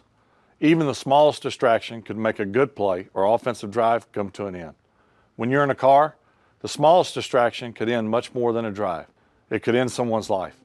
Just like I refuse to lose on the field, I refuse to lose someone I love to distracted driving. And you should too. Focus on the road. Don't drive distracted. A message from Farm Bureau Insurance. I'm Secretary of State Kyle Ardoin. For nearly a decade, my top priority has been protecting the integrity of Louisiana elections. When the Obama Justice Department sued Louisiana, I fought them and won. When radicals tried to get rid of voter ID, I fought them and won. If anyone interferes with Louisiana elections, from Soros to Putin, I'll fight them all and win. I'm Secretary of State Kyle Ardoin. I'm asking for your vote to continue fighting for you. Hi, we are live with the PPTV network, where one of the top athletes is about to make his important decision. We know his character, and nothing will hold him back. I'm glad to have my family and friends here for this choice. It's more than my career. It will affect the rest of my life. I choose Peak Performance Physical Therapy. The decision is in. Why choose Peak? Their reputation and their record of success is unmatched. When it matters most, another patient chooses Peak Performance Physical Therapy. Exercising is my life, so when I had to stop because of my foot and ankle pain, I was absolutely devastated. I chose Peak, and they taught me how to relieve the pain. They really do bring out the athlete in everyone. Choose Peak. Choose Peak Performance Physical Therapy. Tonight's Game Time Player of the Game is brought to you by ITI Technical College, your key to a better life. Check out the stories behind the games. Visit yourview.com/Louisiana. You know about ankle sprains, you know there's an inversion sprain and then the high ankle sprain. If you have a problem with an ankle, let us know at Peak Performance and we'll help you take care of it. Hey guys, this is Chris Purvis. I'm a physical therapist at Peak Performance, and we're a proud sponsor of the Cox Game of the Week. We talked to you a little bit today. One of the questions we get a lot this time of year deals with ankle sprains. We got a regular kind of an inversion ankle sprain, which is a rolled ankle sprain. Maybe somebody steps on somebody's foot. We get those in basketball a lot, and it kind of rolls to the outside. That's what we call an inversion sprain. And then we have high ankle sprains, and you hear about that a lot. We get that all the time, high ankle sprain. High ankle sprain is actually from a hyperflexion injury of the ankle. So the ankle bone, the foot bone comes all the way back up in this type of position and separates the two lower leg bones, the tibia and the fibula.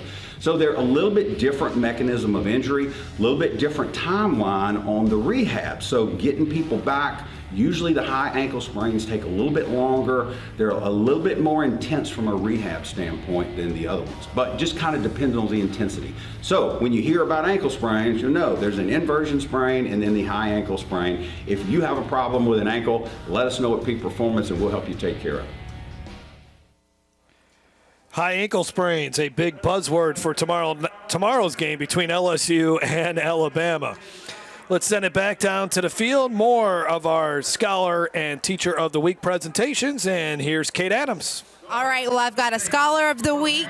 I have got Miss Catherine Douglas here with us from Walker High School. I've also got the Teacher of the Week for Walker High School, Nicole Lang, and then the Teacher of the Week from Zachary High School, Nicole Harvey. I'm going to start with you, Nicole Harvey.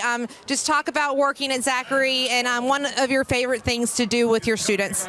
Well, I've been at Zachary for 16 years now, and obviously I love it. It's a big family here. You know, one of the things that I just really love about being at Zachary is how much fun we can have with our kids. From having silly protein parties in an AP biology class in our commons area to jam sessions on a Friday morning home game. It's just what makes Zachary special. Well, it's definitely a great community. My Aunt Judy Boyle actually taught here for a while, so I'm sure you know her as well. Moving on to someone that you also taught with is Nicole Lang from from Walker High School. You guys work together, but now you're over at Walker High School, kind of competing against each other, but what's one of your favorite things that you do to motivate your students? Oh gosh, well, we have a brand new building with lots of innovative technology and spaces, and so utilizing all of that has been really wonderful. Well, you gotta use technology these days because it's incredible what it can do for you. So thank you for all that you do for your students. All right, we've got Catherine Douglas, our Scholar of the Week for the Wildcats. Catherine, tell me a little bit about some of your favorite classes and things that you've done while you've been at Walker High School. Well, I like some of the classes that Walker has for us as students has the opportunity to do, such like AP Calculus. I'm in that right now, and it's challenging, but it's very fun. And I love how the teachers allow the students to engage not in only just individual work, but group work, and it's just very beneficial. It definitely is to be able to put yourself in some of those real-life opportunities. Congratulations to you, Catherine. Congratulations to Nicole Lyles, and congratulations to Nicole Harvey, our Teacher of the Week, our Scholar of the Week, and thank you to Crown Trophy for providing these plaques. You are watching Game Time, so stay right here with us.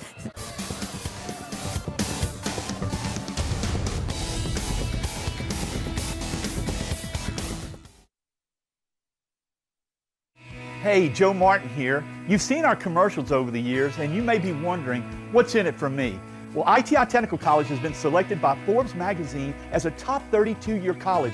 But even more than that, the reason we do this is you.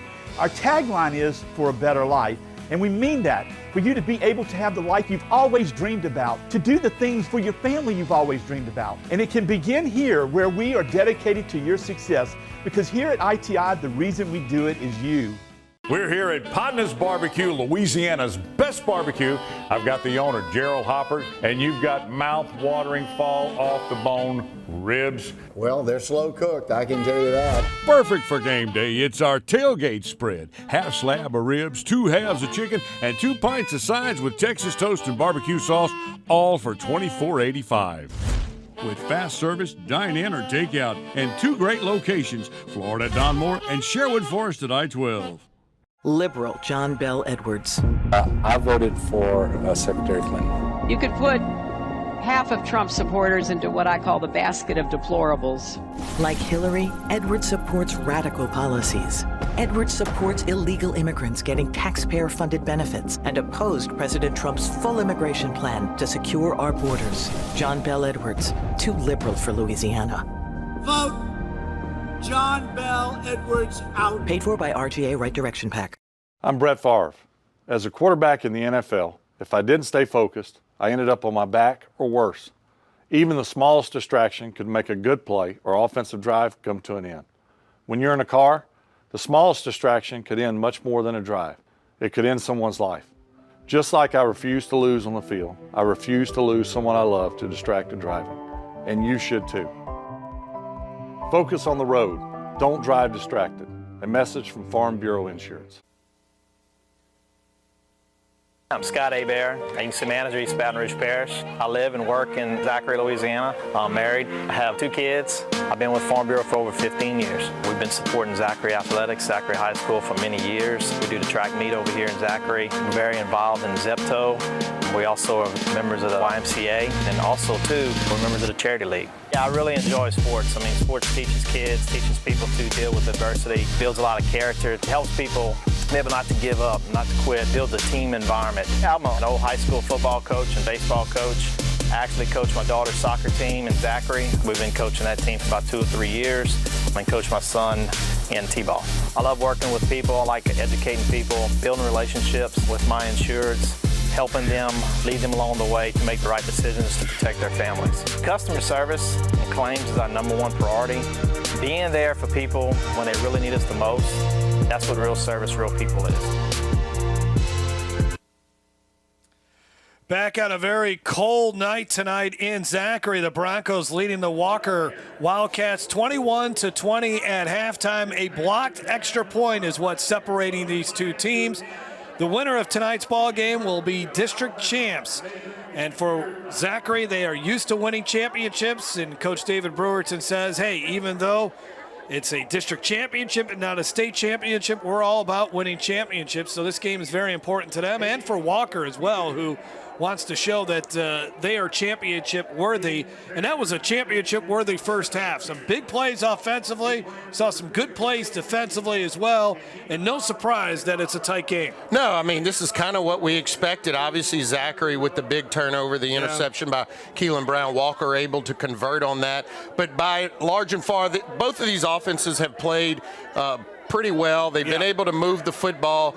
Walker's been able to get the running game going a little bit, and I think one thing Walker's going to have to figure out is they've been able to, Zachary's been able to get a lot of pressure on their quarterback, and so they may have to do some things differently to get him out so that he can make some throws free of some of that pressure. Let's take a look at our first half highlights. A lot to show you from the first 24 minutes. Walker on the opening drive gets into the end zone. Keandre Brown punches it in. And then here's Keelan Brown on the long touchdown run.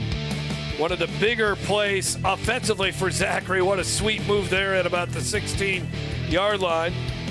And then R.J. Allen, who's had a nice night rushing the football, gets into the end zone. 63 yards on the ground for Allen. Brown has been really good. 3 rushing touchdowns, 39 yards rushing, 59 yards receiving. Bad pass from Keelan Brown leads to an interception. That would eventually set up this touchdown run by Keandre Brown. And we look at our first half highlights, or statistics, I should say. 122 rushing yards for Zachary. Just a few more rushing yards, and both teams have been really good on third down conversions.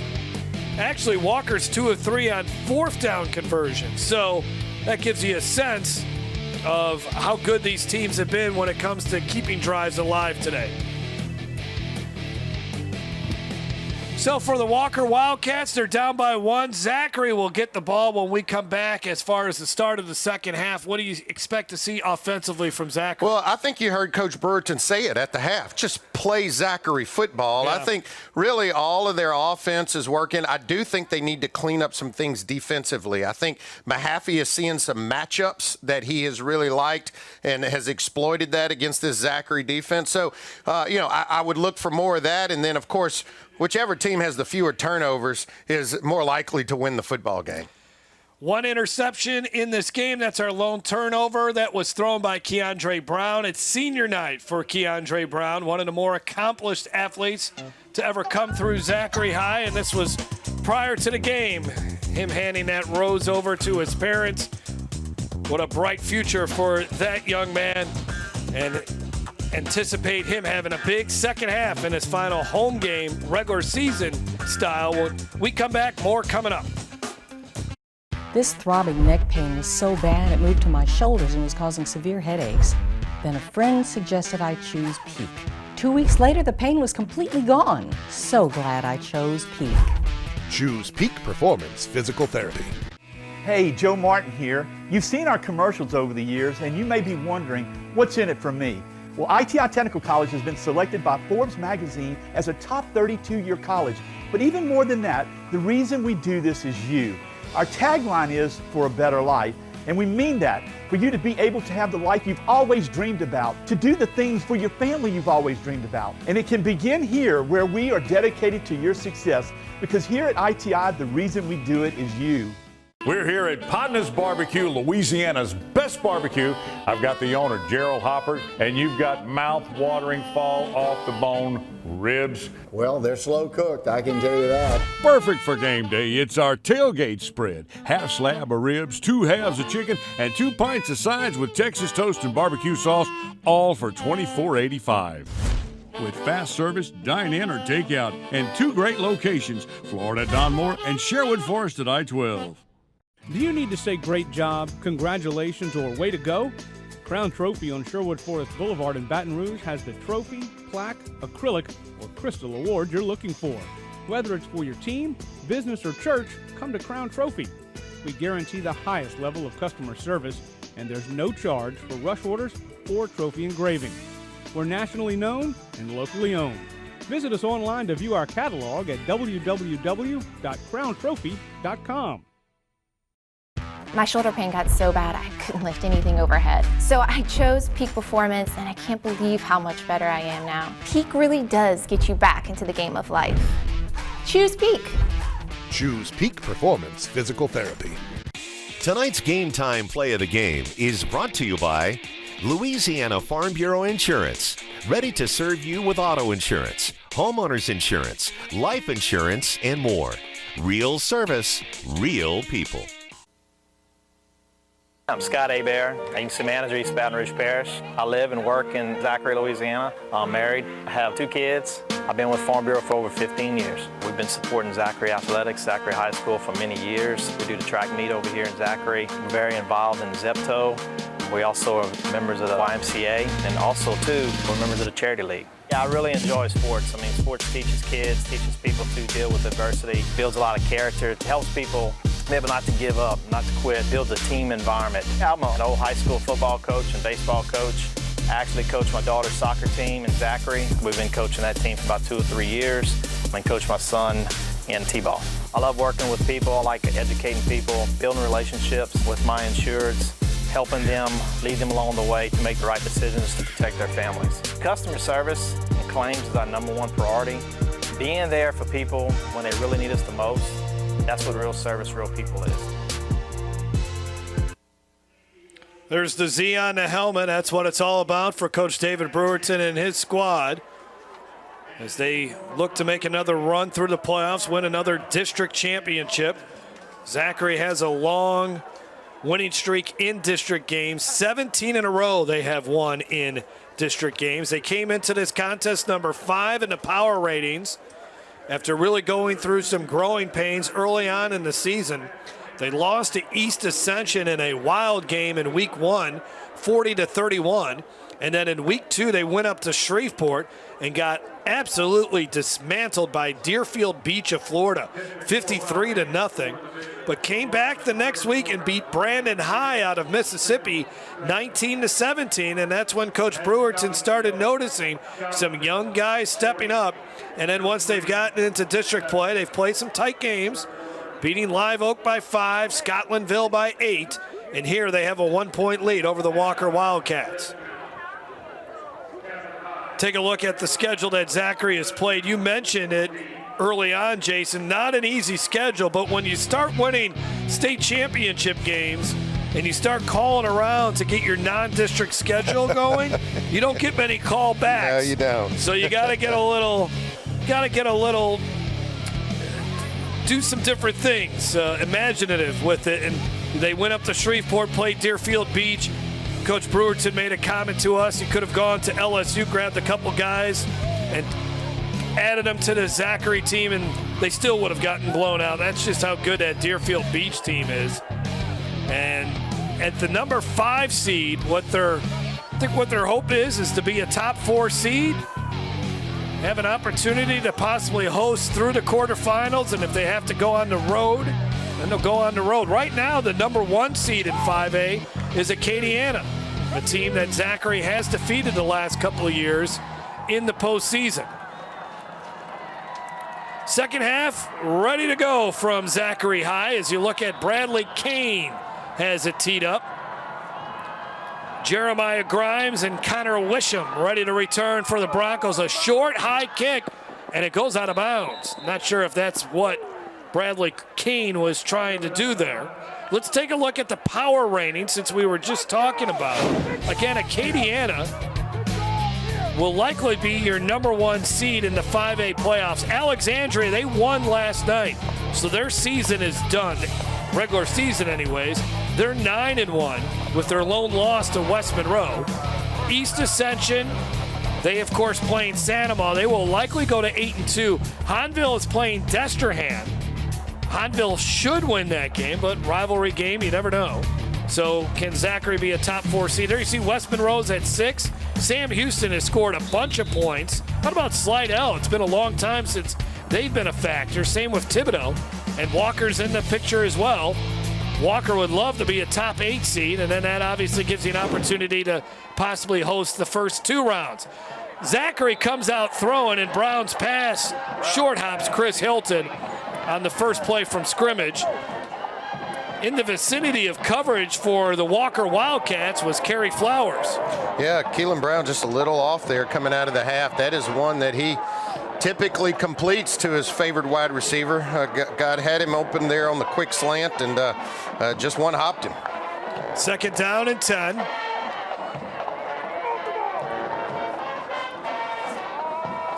Keelan Brown in the first half was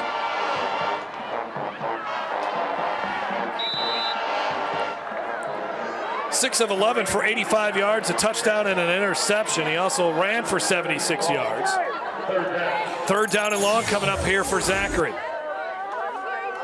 And the Broncos are 5 for 5 on third down, but this will be a little bit tougher. Nice tackle from the Wildcats' Blake Ross.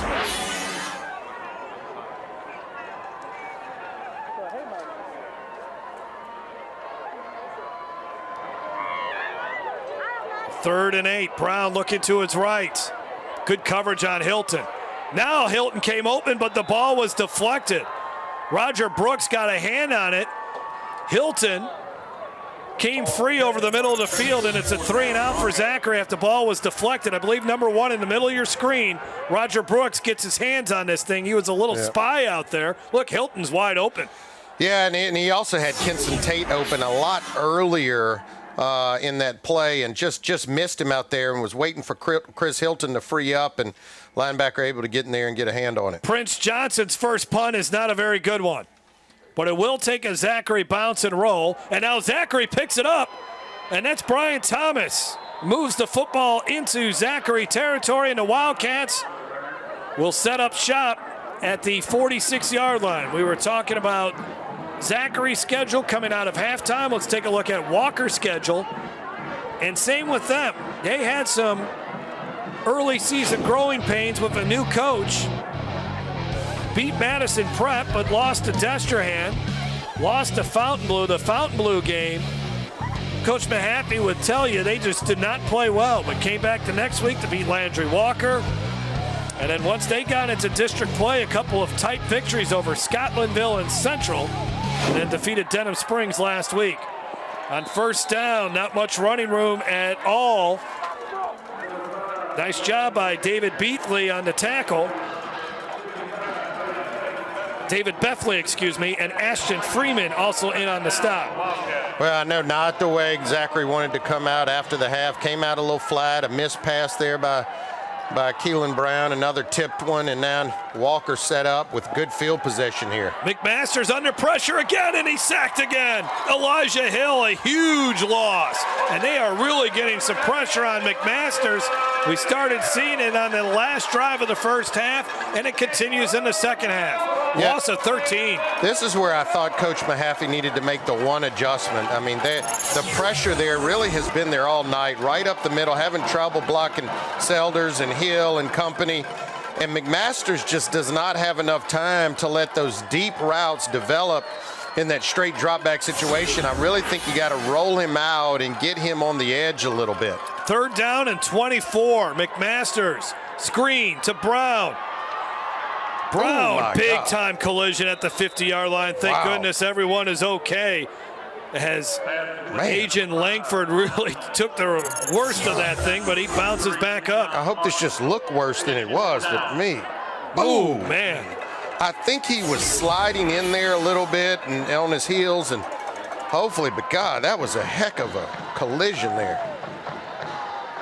Out to punt, it's Bradley Kane, so both offenses start off cold on this frigid night in Zachary. That's a heck of a defensive series for Zachary. They gave up the ball with good field position to Walker and able to hold him there. Kane just got the punt off. It's a good one, too. Fair catch called at the 19. We've played nearly 3 minutes in the second half. Still a 1-point game. This is Game Time on Yearview. Hey, Joe Martin here. You've seen our commercials over the years, and you may be wondering, what's in it for me? Well, ITI Technical College has been selected by Forbes magazine as a top 32-year college. But even more than that, the reason we do this is you.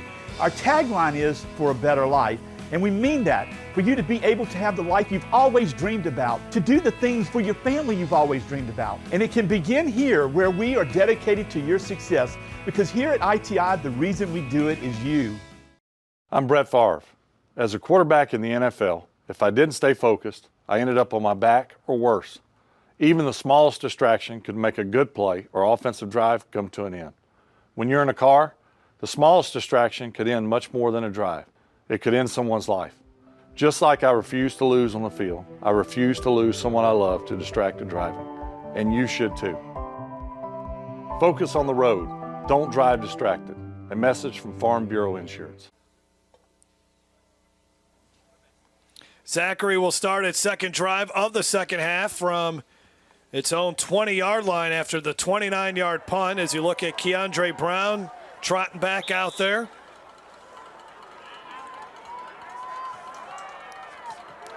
Walker had success defensively on that opening drive of the second half by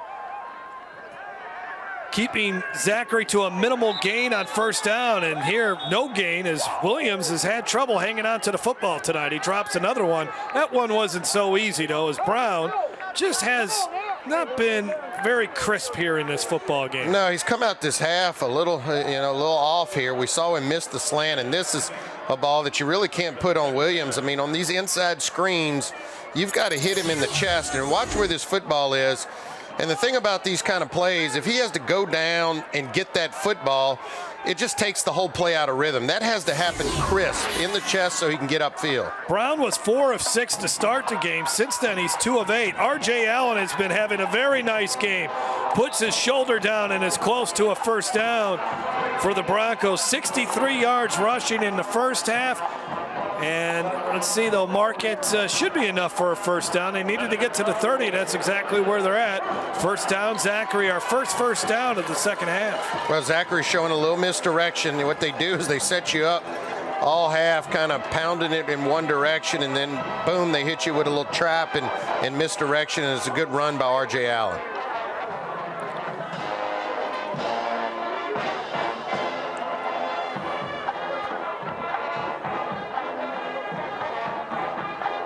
Good protection for Brown. Again, a long throw and not much yardage on that completion. Williams was wrapped up rather quickly. Devin Biosat, 17 tackles, a senior on the tackle, no gain.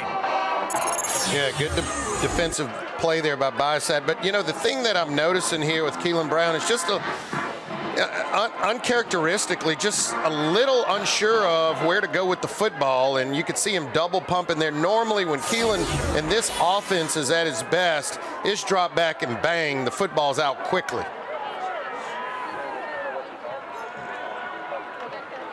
Allen gets another carry, and Allen another nice run, gets 8.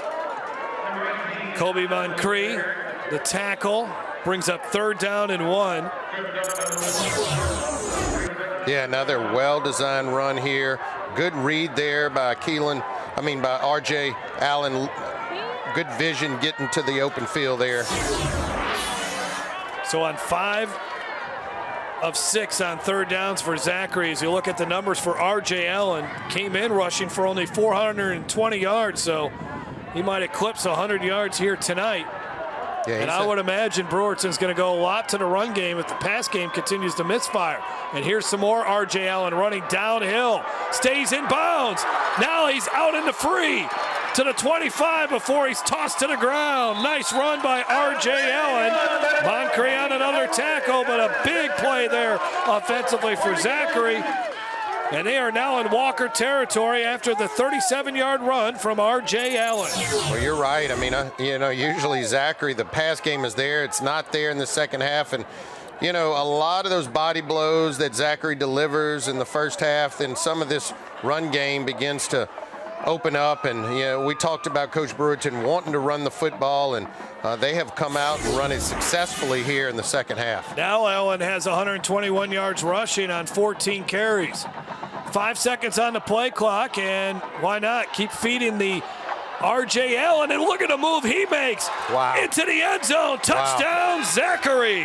Wow, what a run there by R.J. Allen. I mean, this is the full package. And, Coach Brewerton was saying he was coming on strong here the last couple of games. And I tell you what, this was his drive. I mean, he really gained most of the yards on this drive. He drove him down the field with his running ability. And watch this cut right here at the end.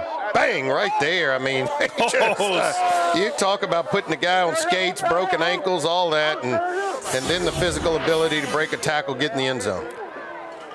The extra point is good. 8-point lead now for Zachary as they are the first to get into the end zone in the second half. R.J. Allen having a huge game, the senior on senior night.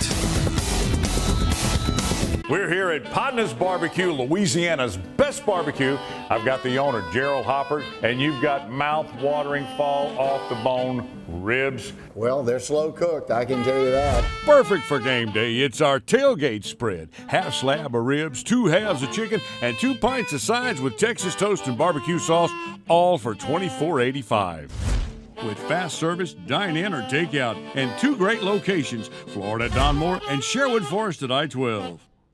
Louisiana is the greatest state in America, but today we're last in jobs, crime, insurance, and more. Folks, if LSU was last, we'd fire the provost, the athletic director, the coach, even the poor water boy.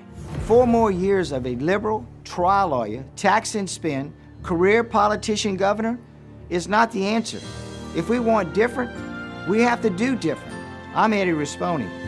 I'm asking you for your vote.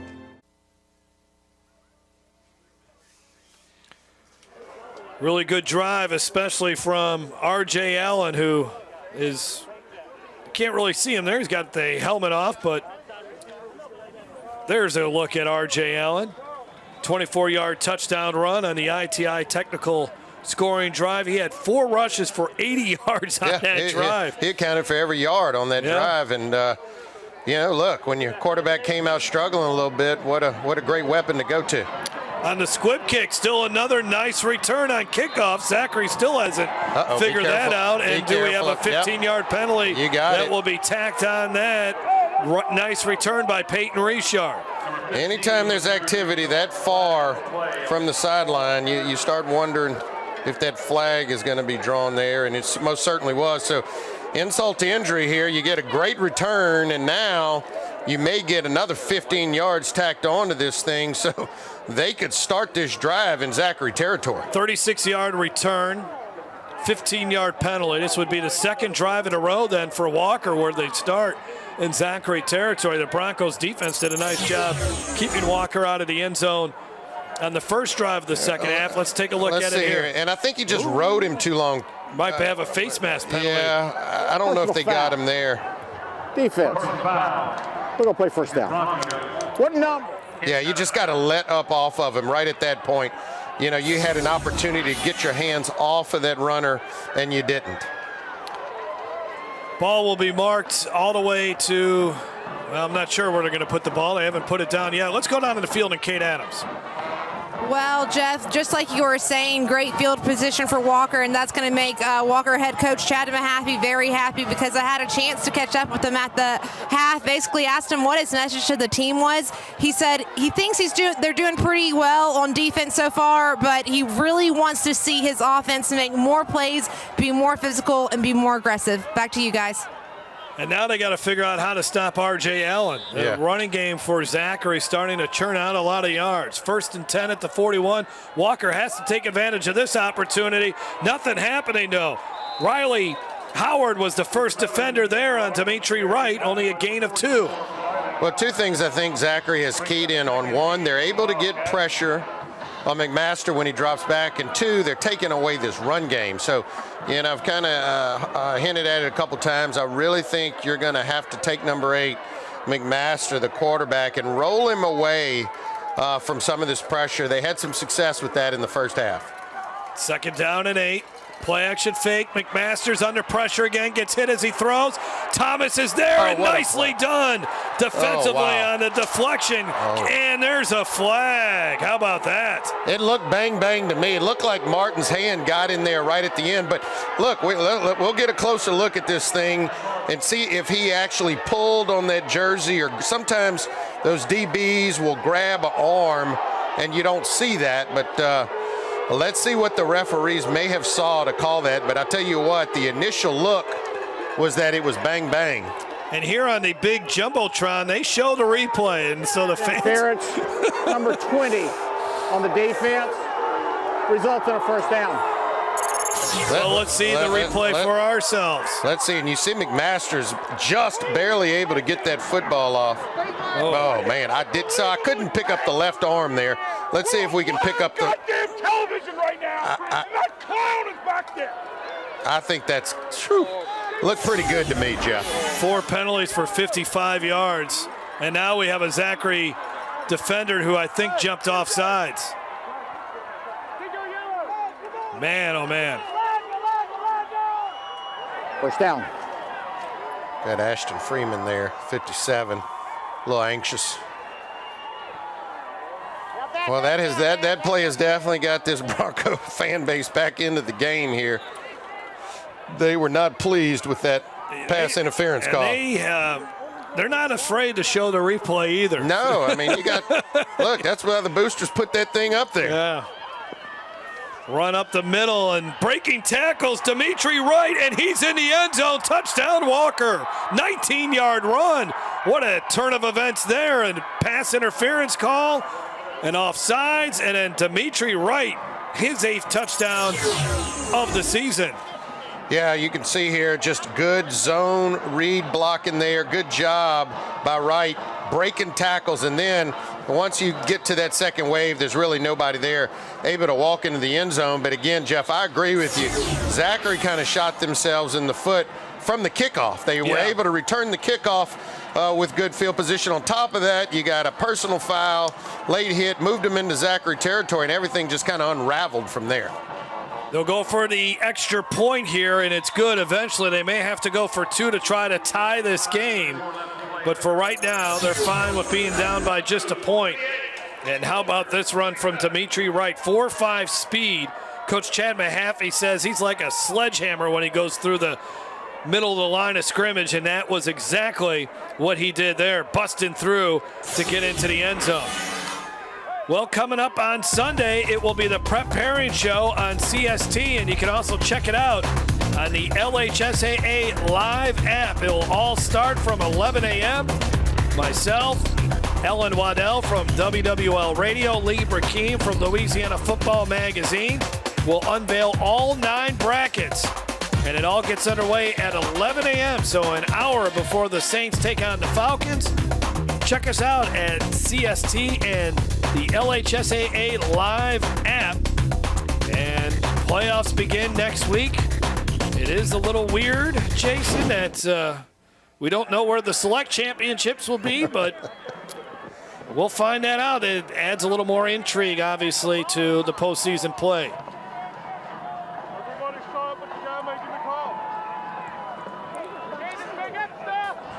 Dimitri Wright is the man who scored the touchdown. Bradley Kane has it teed up.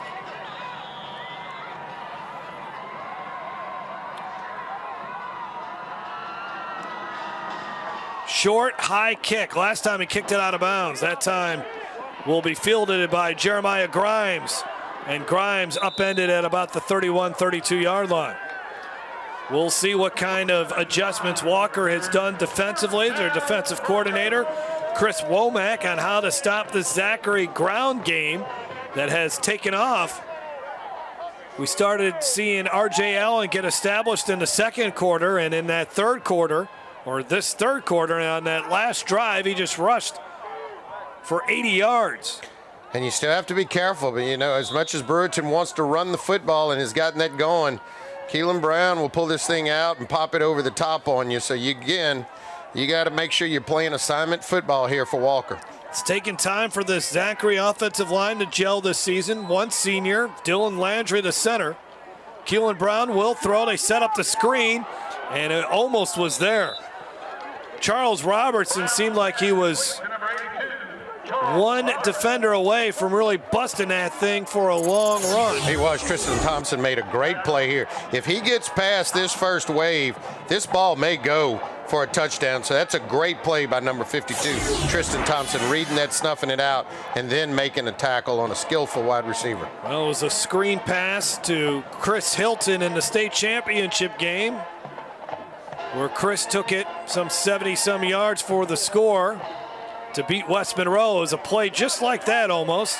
Swing pass to Jaden Williams, and there should be a horse collar. There's no horse collar.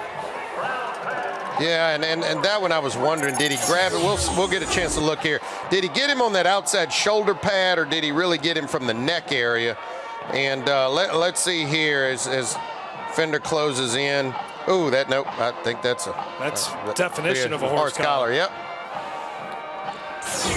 1st and 10 at the 46.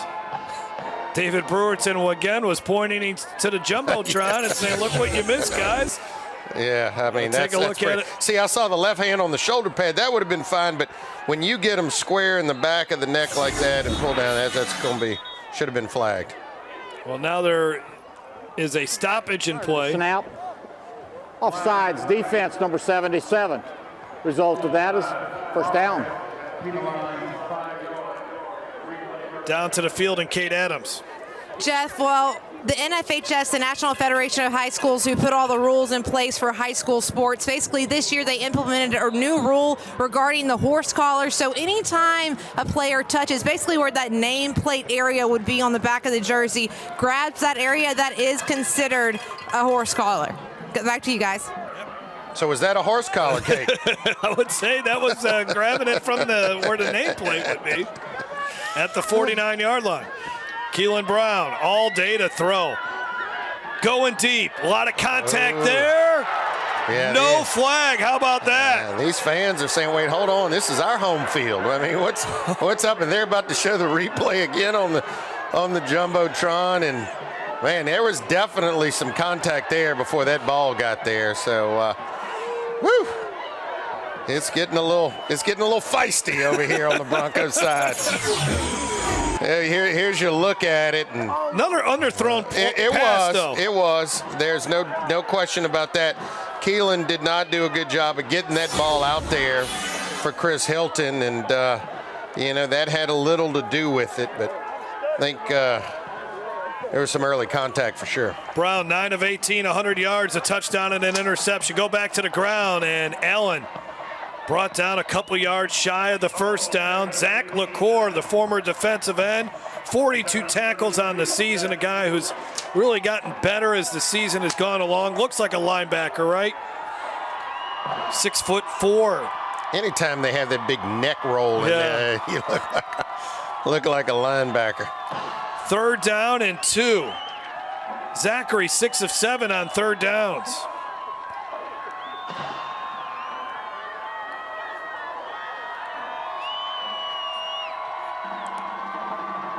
Allen is going to be tackled behind the line of scrimmage. They finally dialed up the blitz, and Roger Brooks, who's got 8 tackles for a loss on the season, gets a huge one there, and Zachary will punt.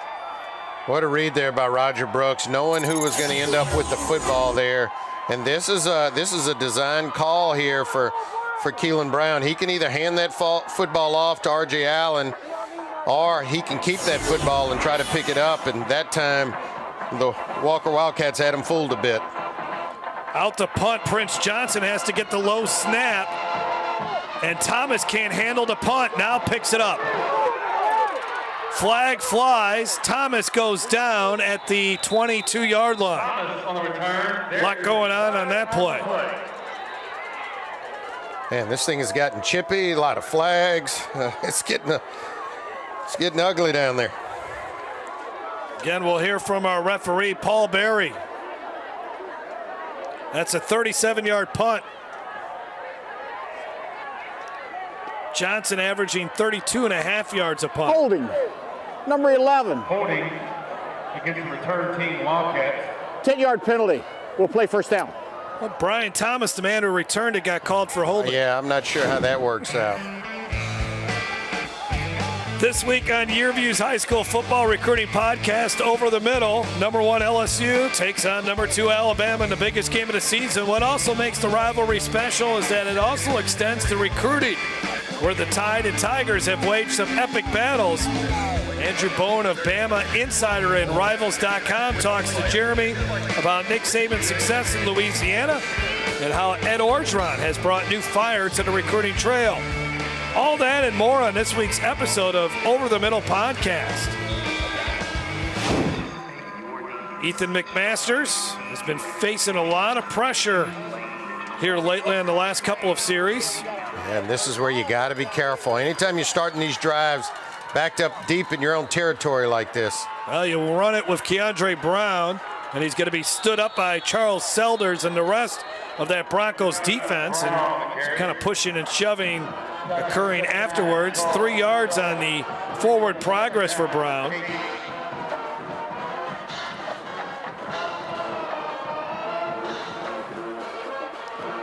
The two standout wide receivers in this game, Brian Thomas and Chris Hilton, have been quiet. Yeah, they have, and I think that's really by design from both of these defensive coordinators. I think they came in with the intention that these two players, they're the ones that can beat you, so they're the ones getting the most attention right now. McMasters, pressure coming again, steps up, delivers a strike, and did he hang on to it? Incomplete. Big time hit there defensively. And the receiver, Peyton Richard, could not hang on to it. But that was a huge hit over the middle of the field. Looked like a legal hit, too. Well, and an awesome job here by McMasters. Watch with the pressure. He keeps his eyes down the field, steps up in the pocket, and just delivers a dart down here to Richard, and one that you would hope he could hang on to, but took a pretty good lick there. DeJarian Jones. See, right there, and actually that's a great job by Jones. He just jarred that ball loose with his hand. Great camera work there, and it wasn't just the hit, but the ability to get his hand in there and jar that ball loose.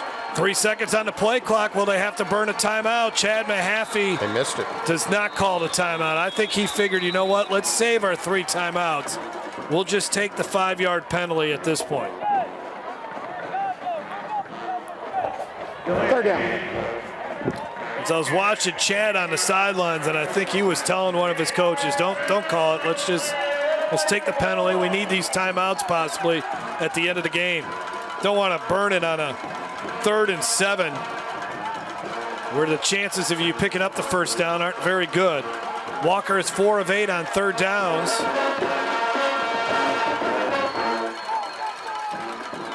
So now the ball is at the 6-yard line. Slant, that time it was caught, and it's close to the first down. I think Richard's got it. Wow, what a big play right at here. The 18-yard line. Nice route, nice catch over the middle. They're giving it to him. Peyton Richard. Well, he just made good for that big drop earlier, but you know, this is just confidence in your quarterback down deep in your own end zone. You know, I understand the situation, the coverage there, and trying to keep the receivers in front of you, just throwing a slant and allowing your guy to maybe do something after the catch, and Richard able to turn it up. and pick up a big first down. Chad Mahaffey told us Richard really gained confidence during the summer 7-on-7 games. And here's a pitch out to Brown, and it showed right there. Nice tackle. Chopping Brown down right at the line of scrimmage, as that was David Bethley. Well, this is how you slow Brown down. You see, as long as he's running lateral, he doesn't get a chance to turn those shoulders upfield. See, those shoulders are pointed towards the sideline. That's not where he does his work. When he's able to square up and Brown's able to get those shoulders upfield, that's when he's able to get that size and strength behind him, and that's where he's difficult to bring down. Loss of 2 yards.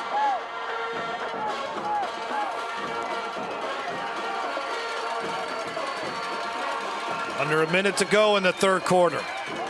1-point ball game.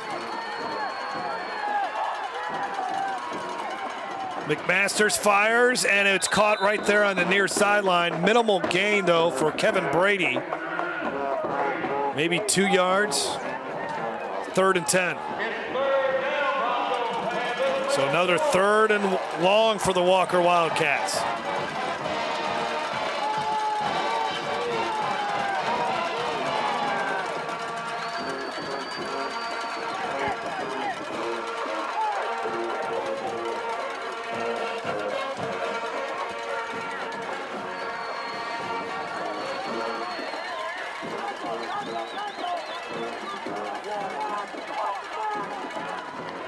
Here comes the pressure. Oh, somehow McMasters got away from the first defender, but can't get away from the second one. Jai Washington holding on to that leg. And Charles Selders in on it as well. Well, Riley Howard, number 44, came on the blitz, and that is where it really caused McMasters to kind of abort on that play. And that has been, you see Riley Howard there, and them all tapping him on the helmet. Watch him come on the pressure. No, he doesn't get the sack, but that's what caused McMasters to get out of rhythm, take his head from downfield, and just try to make something out of nothing there. And good job there, Zachary, defensively. Zachary had 6 sacks last week, and they've been bringing the pressure here tonight against Ethan McMasters and this Walker Wildcats team.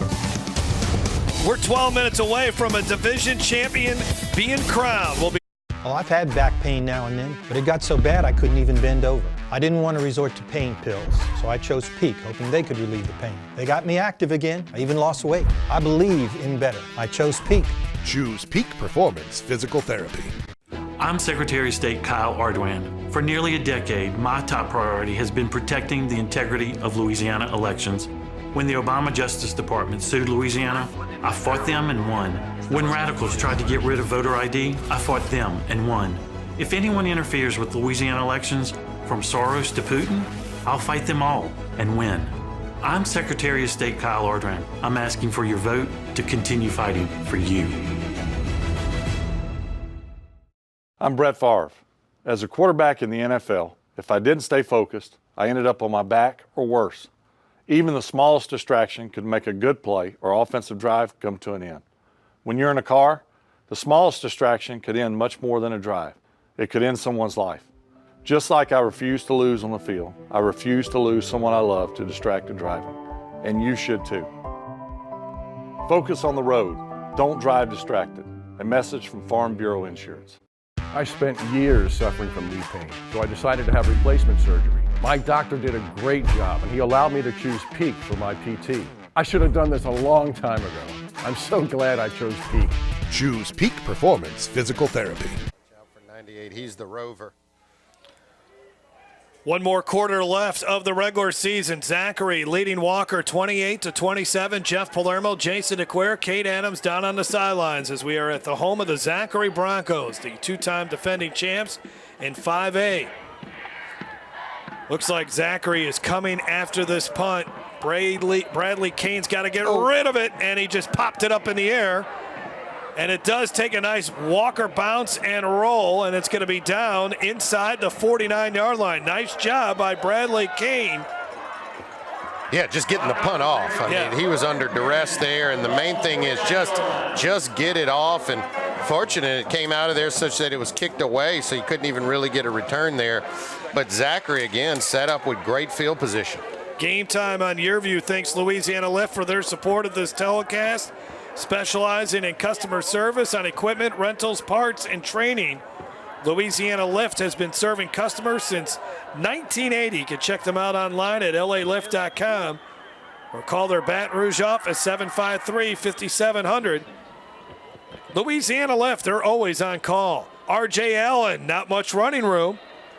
Looks like Walker really starting to key in on him after he had that great drive in the third quarter. Tristan Thompson on the tackle, gain of only 2 for Allen. 2nd and 8. It's Javon Miles getting off the field, junior, 24 tackles on the season.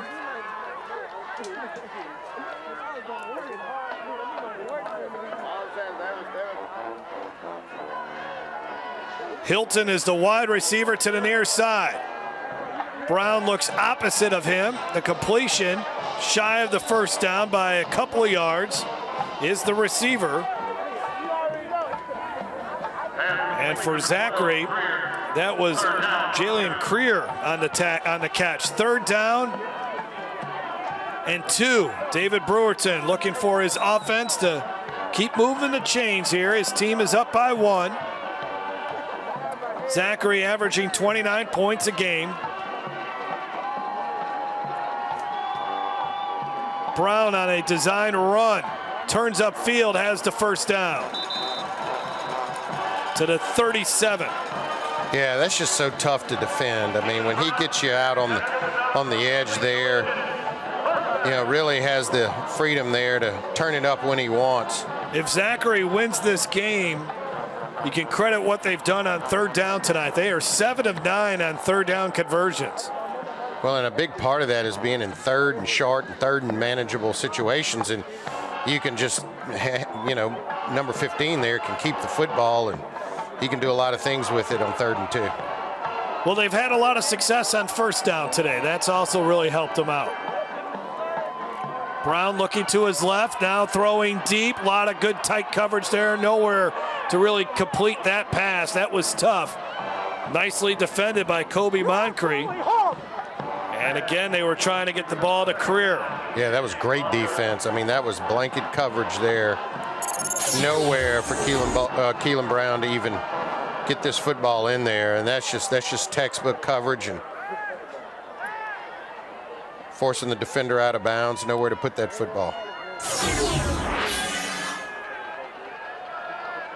On 2nd and 10 for Brown. Rated the 27th best player in the state in this 2020 recruiting class by 24/7 Sports. Allen up the middle again. Number 18, Allen on the carry. So here comes another 3rd down situation. Probably 4 down territory for the Broncos. Roderick Dewey comes into the game. We haven't really seen much of him today because R.J. Allen has been so effective. Hilton, the wide receiver, will be to the near side. Jaden Williams is in the slot. 3rd and a little longer, but if they don't pick it up here, you suspect Zachary would go for it as well. Brown on the screen, and it was well defended. Again, Dewey gets into the game for one of the first times. Brian Thomas going both ways, was there in the vicinity. And Justin Thomas, a senior defensive lineman for Walker, helped break up that pass play. Well, neither team has really been able to get the screen game going. This is a good job by Walker being aware that the back there is going to sneak out there. A lot of times that you don't cover or account for him, but able to account for the back, and the screen was just never there. Huge 4th down in this game with just over 9 minutes to go.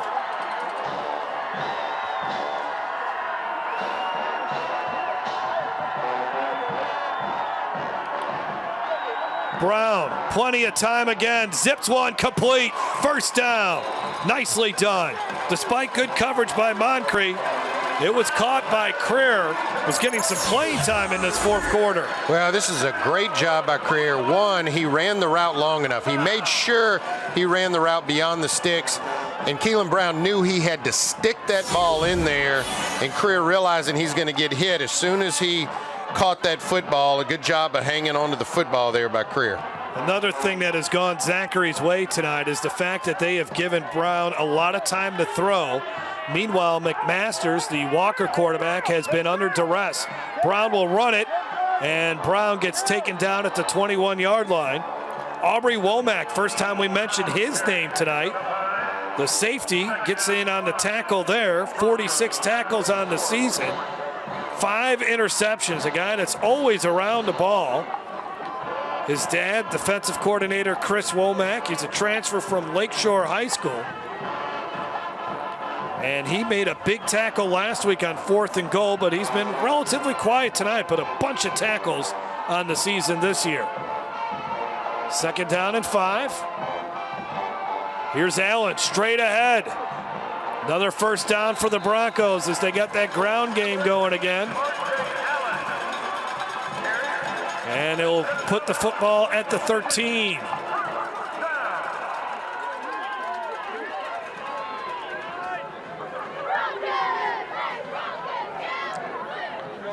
Again, Zachary not in a whole bunch of rush. Normally you'll see them in the hurry up, but being more methodical here, willing to kind of pound the ball and be patient offensively. From the 14, Walker brings the blitz. Allen gets hit hard, brought down right at the 11, only a gain of 2. Tristan Thompson, just a heady guy on that defensive line for Walker. Always giving great effort. Made the stop. They give him 3 yards on the forward progress. Chad Mahaffey's defense trying to make a play here. Last year, Chad Mahaffey, the head coach of U High, came to Zachary in a game that had a lot of build up because it was a contest between 2 of the best teams in the state, and U High won that game. On its way to another state championship. They run it with Brown. Has an extra blocker ahead of him, and he's inside the 5. Might be enough for a first down. Had to get to the 4. I think that's where he got it, and they motion first down. 1st and goal for Zachary. 6:44 left to go in the 4th. And again, Zachary willing to play smash mouth football. I mean, they will do this from a number of different sets, empty backfield. They'll do it with 1 back or 2 backs in the backfield. It doesn't matter. And Keelan Brown is a big part of that smash mouth offense. He can run. He can make those tough runs on the inside. 1st and goal at the 4. He's in there. Putting his head down is Allen. Touchdown, Broncos. What a great game for R.J. Allen, the senior. Gets into the end zone again, and it's a 7-point lead once again for Zachary. Well, again, just you got to credit that offensive line. And here the vision by R.J. Allen, knowing to, hey, get to the outside. Good cut there, and then just tough running. We've seen this a couple of times down by the goal line where R.J. Allen's willing to lower his head, even though he's not the bigger guy, and try to get that ball into the end zone. Big extra point for Logan Fletcher. He's only missed 2 on the season. And he continues to be near perfect. 8-point lead for Zachary. 6:23 to go. R.J. Allen, 164 yards rushing tonight, and he gets into the end zone for a 3rd time. Tonight's Game Time play of the game is brought to you by Podna's Barbecue. Slow cooked, fall off the bone perfection, and the best baked beans in America. Hi, we are live with the PPTV network, where one of the top athletes is about to make his important decision. We know his character, and nothing will hold him back. I'm glad to have my family and friends here for this choice. It's more than my career. It will affect the rest of my life. I choose Peak Performance Physical Therapy. The decision is in. Why choose Peak? Their reputation and their record of success is unmatched. When it matters most, another patient chooses Peak Performance Physical Therapy. Tonight's Game Time League standings are brought to you by Visit Baton Rouge. It's not just the capital city, it's the hub of all things Louisiana. Find out more about all the Red Stick has to offer at visitbatonrouge.com. 6:23 to go as the Zachary offense takes a little bit of a breather after getting into the end zone. Our score was 21-20 at halftime, and R.J. Allen, what a big night for the senior. As I mentioned it going into break, 164 yards rushing. Keelan Brown has 94 yards rushing. He's got a touchdown on the night. And for David Brewerton, the former offensive line coach, this is what he wants to see from his team. That's what he wanted. At this time of the year when it gets a little colder and these guys aren't used to throwing the football and catching the ball in this kind of weather. 239 yards rushing for Coach Brew and the Broncos. Well, and that allows Zachary to control the time of possession as well as play their brand, and that's being physical. And you got to credit those hogs on the front line that's opening up these holes. And that was Brewerton's former position, offensive lineman, and most offensive linemen like to run the football. Logan Fletcher has it teed up. Walker's done very good on kickoff returns today. From the 11, Richard. Ooh. And that's one of the better one of the better efforts by the kickoff coverage team, keeping Richard from reaching the 30. So we'll see what Walker does on offense. Ethan McMasters has been pressured a lot. Last time we saw him on the field, he was sacked. Keandre Brown has had a good day. He's really been the one guy offensively, right? I mean, Brian Thomas has been quiet. And, this is where Walker has struggled. When they've had to start these drives deep in their own territory, they really have not had a lot of success. Let's see if they can put together a long drive here. They've had the opportunity to start with great field position. Not so much this time. 4 sacks tonight. That play did not get off to a good start. This is what happened the last time they were having to start deep in their own territory, and it looks like it's going to be another false start. False start. Offense. First down. Yeah, the false start penalties, I want to say that's like their 4th or 5th one tonight. Yeah, and unfortunately for Walker, they've occurred typically in this area of the field, deeper in their own territory, and it's really prevented them from getting drives going, and also giving Zachary, turning the football back over to Zachary and punting the football, giving Zachary great field position. So now they'll start from their own 24. Fake the pitch. McMaster's going deep to Thomas. Double covered, contact. No call though. That was close there too. Looked like that was Carlton Johnson may have gotten there a little early too and put his hand out there on Brian Thomas, but no call there. And let's see it here, trying to get the ball into their main guy. And just couldn't able to get it in there. The wind has died down here at Zachary. Earlier in the game, Walker would be going into the wind, but really now the flag isn't moving at all. 2nd and 15, McMaster's over the middle. Thomas looking for a flag as you take a look at the American flag, and it's 3rd and 15. Maybe trying to force it too much to their big playmaker, Brian Thomas, and all of a sudden it's 3rd and 15. Well, again, you go back to that early false start call, and that just it takes the offense out of, and Coach Mahaffey out of what they really want to do, and you're now thinking you're behind the chains and you got to make these big passes down the field. Oftentimes leads to a 3rd and long. Now we have another flag. This might be on Zachary. Number 79, offside.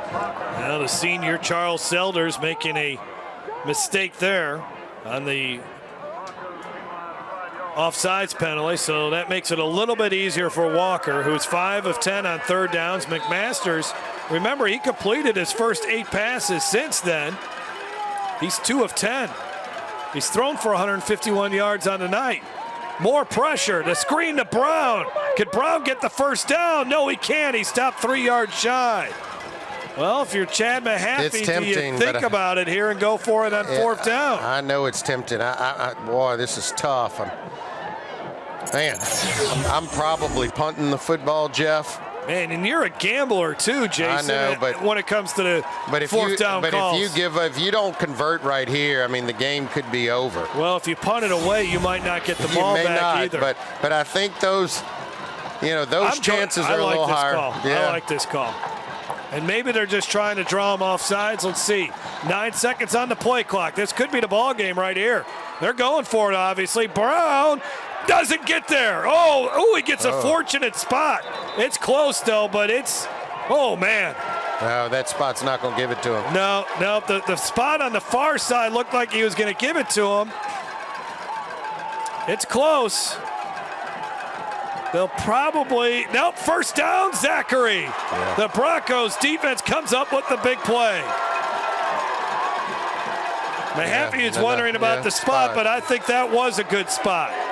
I don't think he got to the here we go. past the 43. Here's another look. Or 38, I should say. And giving it to their main guy and saying, hey, we need you for 3 yards. And yeah, he didn't get to the 38. Yeah. He bounced to the 38, but right there where he initially went down, ball did look a little short there. Walker is now 2 of 3 on 4th down, and now they need to force some sort of turnover. At the 38, more of R.J. Allen, but he is met at the line of scrimmage and pushed back. Now, Walker may need to start thinking, well, it's still a little too early to start using timeouts. 5 minutes to go. You just got to keep them out of the end zone. That's what you have to do here. I mean, you cannot let them score, and you have another shot. You know, but that's why I was thinking, I think the percentages there, picking up that 3 yards versus punting the football and playing defense, it may have been higher to go ahead and punt the football, but nevertheless, you still have an opportunity here. 2nd and 10. Zachary obviously not in a big hurry. 7 seconds on the play clock as they get set. Up the middle. Big run from R.J. Allen. What a night for this young man. Down to the field and Kate Adams.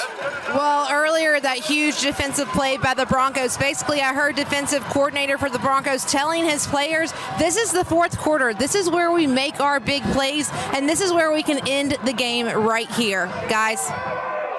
And that's what championship teams do. That was a championship play, 4th down and 2. And they needed to come up with a big play, and they did. How about R.J. Allen tonight? 175 yards rushing and 3 touchdowns. Yeah, he's the one who's really controlled the tempo here and done a good job rushing the football all night. At the 28, Roderick Dewey gets a chance to carry the football, and a nice run from him to the 20.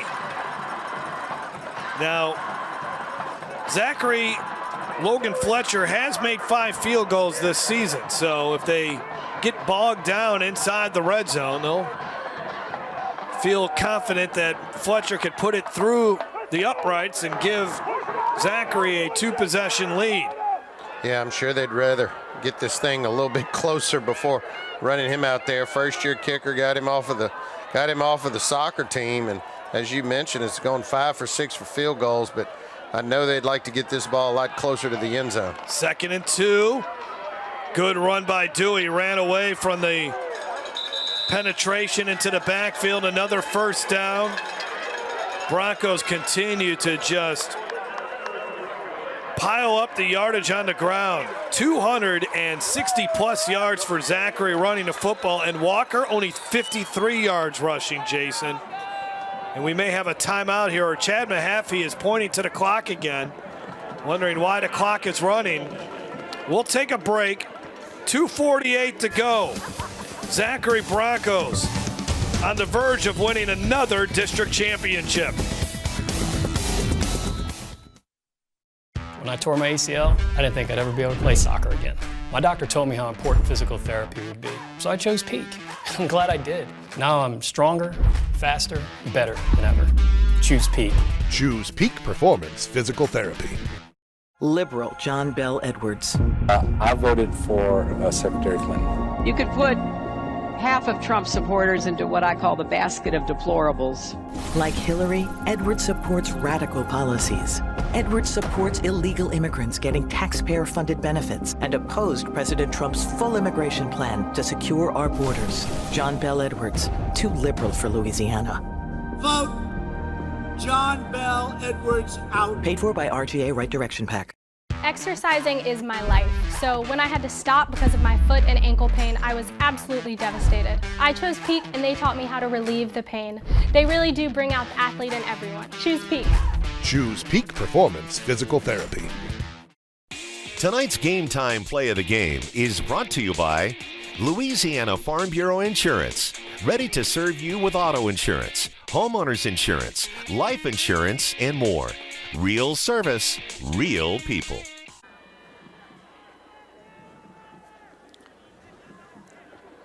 From the home of Zachary High School, Jeff Palermo, Jason DeQuare, Kate Adams, Week 10, final regular season game of the 2019 prep football season, and we've had a fun one tonight.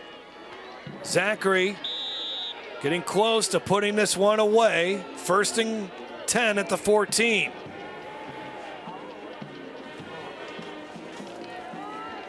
Dewey gets another carry, takes on a hit, and then gets shoved back. Walker will use another timeout. So one more timeout for the Wildcats. And you're right, Jason, if they can just somehow keep them out of the end zone, they got an opportunity here. Yeah, I mean, of course they would at this point, they would definitely run the field goal kicker out there and give him an opportunity. But the thing is you know, he's new, and you probably going to bring some pressure, try to block that if you can. So, you know, Mahaffey's taking his timeouts, trying to conserve the ball.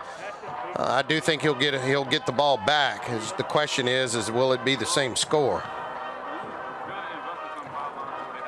Chad Mahaffey's team, even if they lose here tonight, they are in position based on the power ratings at number 8.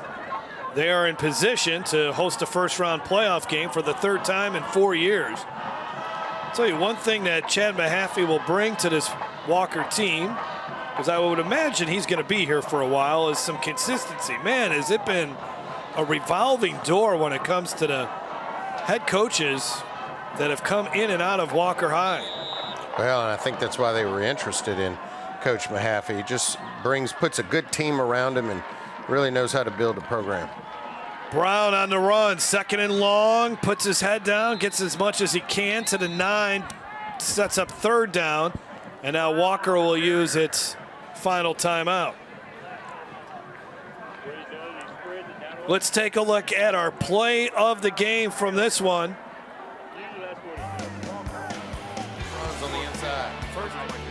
And how about this run from R.J. Allen, putting his head down and running over the defender. That's Brian Thomas. Shows why he's more of a wide receiver than a defensive back, but great game for R.J. Allen as he gets into the end zone.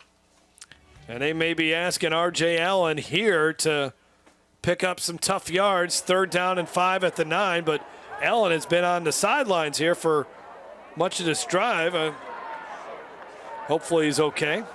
Well, you get the sense that whatever Zachary dials up on this play, they're going to want to try to, you know, make sure if it's a pass, it's a safe pass and stays in bounds to keep it going, something short and quick. If not, more likely to try to run the football because Walker cannot stop the clock again, and that would keep the clock moving. 3rd and 5. Walker has really been selling out to try to stop the ground game here, and they've had limited success. Got a lot of guys in the box. Dewey can't get there. They shut him down right away. All right, now the clock will run. And I think if you're Zachary, you got to take the shot at the field goal here. And the question is, does Coach Brewerton have confidence? And I don't see the field goal team. Well, he may just run that clock as it looks like they're coming out there now. Yeah. Here comes Logan Fletcher, but he might just let this clock run down as far as it can and then use a timeout and then get his field goal team set up. No need to rush it here. Yeah. Walker is already getting its new personnel on the field in case, as they anticipate a field goal try coming up. So Brewerton does call the timeout with 1:55. Let's take a look at our player of the game. And we just saw him score a touchdown. And R.J. Allen, kind of the unforgotten senior on this team, but Walker will remember him after tonight. Yeah, what a game. He did an excellent job rushing the football, and really they needed him. The passing game was not clicking like they wanted it to, but Coach Brewerton was content, and part of the game plan was to come out and be physical and run the football, and R.J. Allen did most of the damage on the ground tonight. There you look at the numbers for R.J. Allen. Great job, 420 yards rushing coming into the game, and he almost got half of that here tonight. Yeah, and that's a heck of a load. 22 rushes right there. I mean, that's really toting the football and securing the football, not turning it over. And yeah, that's the thing about this Zachary team. As always, there's a bunch of different people that can step up, and if it's your number's called, and it was R.J. Allen tonight, and really convert. So here's Fletcher, 5 of 6 on field goals this season. This will be a 24-yarder. Jaden Williams will be the holder.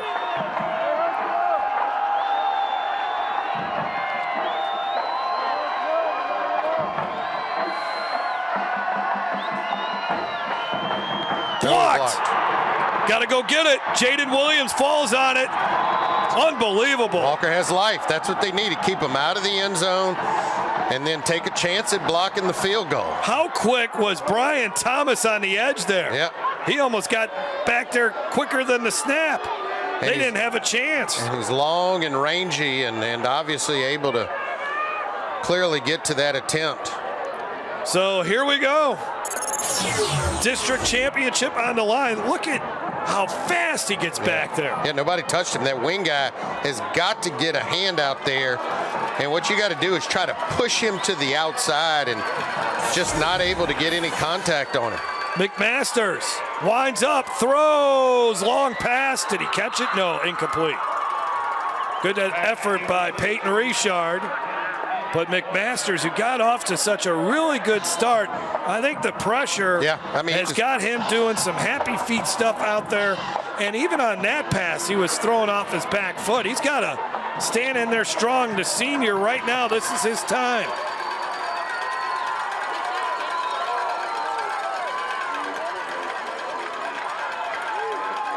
Obviously no timeout, so you got to be conscious when you catch the football here. Try to make a move and get out of bounds, preserve some of that clock. McMasters contact. Where's the flag? Yeah. There it comes. Yeah. Richard went down to the ground. Well, you'll pick up some yards. Don't use a lot of clock there. And you'll get a first down, fresh set of downs. So all good things for Walker. McMasters just 3 completions in his last 12 attempts for 22 yards. But this 15-yard penalty will help him out here. Yeah, with this rushing attack in the second half for Zachary, it just feels like they've had the football almost the whole second half. Walker just really hasn't had an opportunity. It's number 30 on the defense. Result of the penalty will be a first down. We get another look at it here. Out here, one-on-one coverage. Well, the contact came, right before there. Ball's at the 37 for Walker. Got a long way to go, though, in 1:38. McMasters throws. There's Thomas. That's a first down. They got to get up to the line of scrimmage. Clock will stop while the chains move here. And Walker's in business right around midfield. 1:30 left. Plenty of time. 11 yards on the completion. He's trying to get the screen. It's best that was incomplete. They're trying different things, Jason, to keep the pressure off. This Walker offensive line cannot contain it. So we've seen even on this drive, either a play action fake or here trying to set up the screen, just trying to do anything. You loosen it up. They know that pressure's coming. That's why I suggest, if you see which side maybe the blitz or the pressure's coming from, maybe roll him out to the other side, give him a little bit more time. 2nd and 10. He's got time this time. Going down deep to Thomas. Jump ball. He's got it.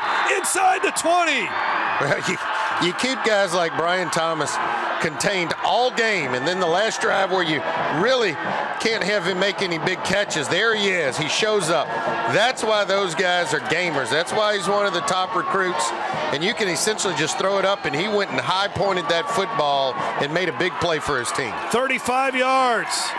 McMaster's got Brown in the flat, breaks a tackle down the sidelines. Touchdown, Walker. Now remember, they have to go for 2 here. They missed that extra point. I said that may come back at the end of the game and haunt you for missing that extra point, but a good play call there. 4 touchdowns on the night for Brown, able to turn that up and get in the end zone. Watch him just get him out here in the flat. A good design here, able to get the ball out of his hands quickly, breaks a tackle, and then able to get into the end zone. Now you got to come up with your best 2-point conversion play.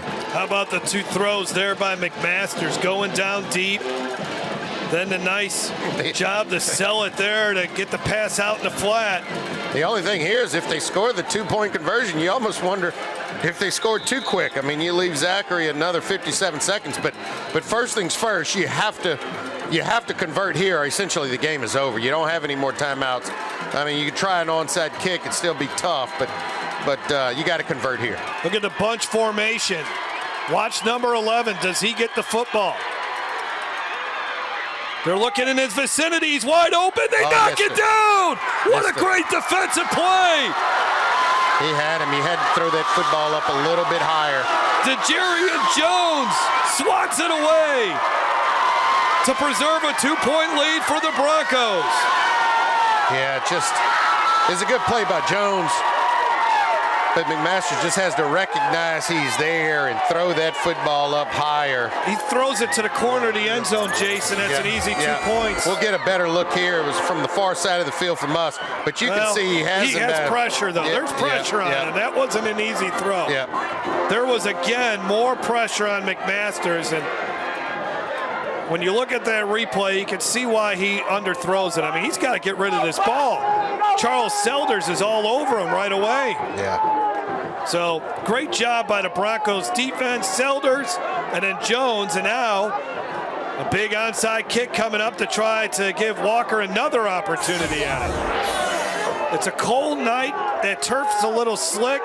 The ball's a little slick. Anything can happen. Wow, what an exciting finish we have here. Oh, and the blocked extra point a long time ago, back in the first half. Just was huge. Yes. Huge. And you just had the sense that 1 point could be the difference, and it surely was. It just tells you how critical, an extra point can be, or special teams plays.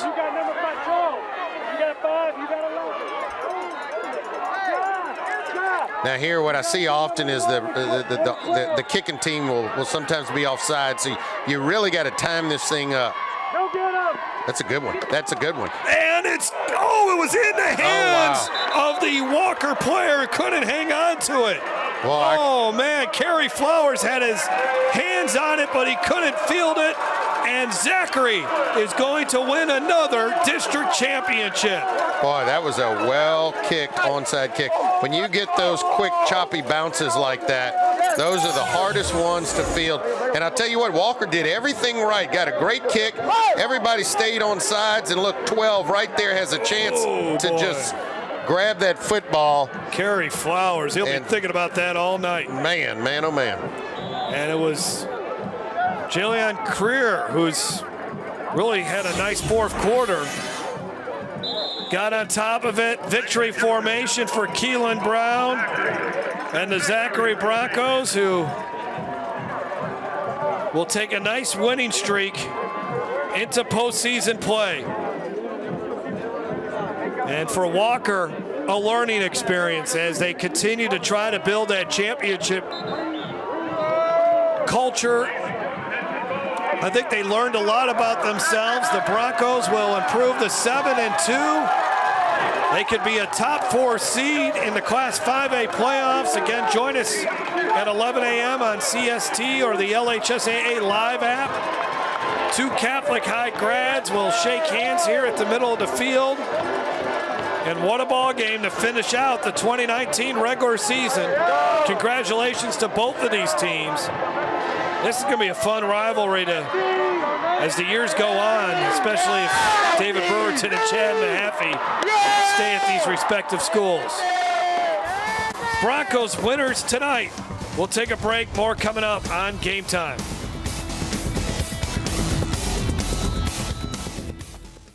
Tonight's Game Time Player of the Game is brought to you by Peak Performance. At Peak Performance Physical Therapy, we treat the athlete and everyone. Stronger, faster, better. Choose Peak. Check out the stories behind the games. Visit yourview.com/Louisiana. I'm Brett Favre. As a quarterback in the NFL, if I didn't stay focused, I ended up on my back or worse. Even the smallest distraction could make a good play or offensive drive come to an end. When you're in a car, the smallest distraction could end much more than a drive. It could end someone's life. Just like I refuse to lose on the field, I refuse to lose someone I love to distracted driving. And you should too. Focus on the road. Don't drive distracted. A message from Farm Bureau Insurance. Hi, we are live with the PPTV network, where one of the top athletes is about to make his important decision. We know his character, and nothing will hold him back. I'm glad to have my family and friends here for this choice. It's more than my career. It will affect the rest of my life. I choose Peak Performance Physical Therapy. The decision is in. Why choose Peak? Their reputation and their record of success is unmatched. When it matters most, another patient chooses Peak Performance Physical Therapy. Hey, Joe Martin here. You've seen our commercials over the years, and you may be wondering, what's in it for me? Well, ITI Technical College has been selected by Forbes magazine as a top 32-year college. But even more than that, the reason we do this is you. Our tagline is for a better life, and we mean that. For you to be able to have the life you've always dreamed about, to do the things for your family you've always dreamed about. And it can begin here, where we are dedicated to your success, because here at ITI, the reason we do it is you. You're watching Game Time on YourView. For more in-depth coverage of the top players around, recruiting updates, behind-the-scenes access, and more, check out yourview.com.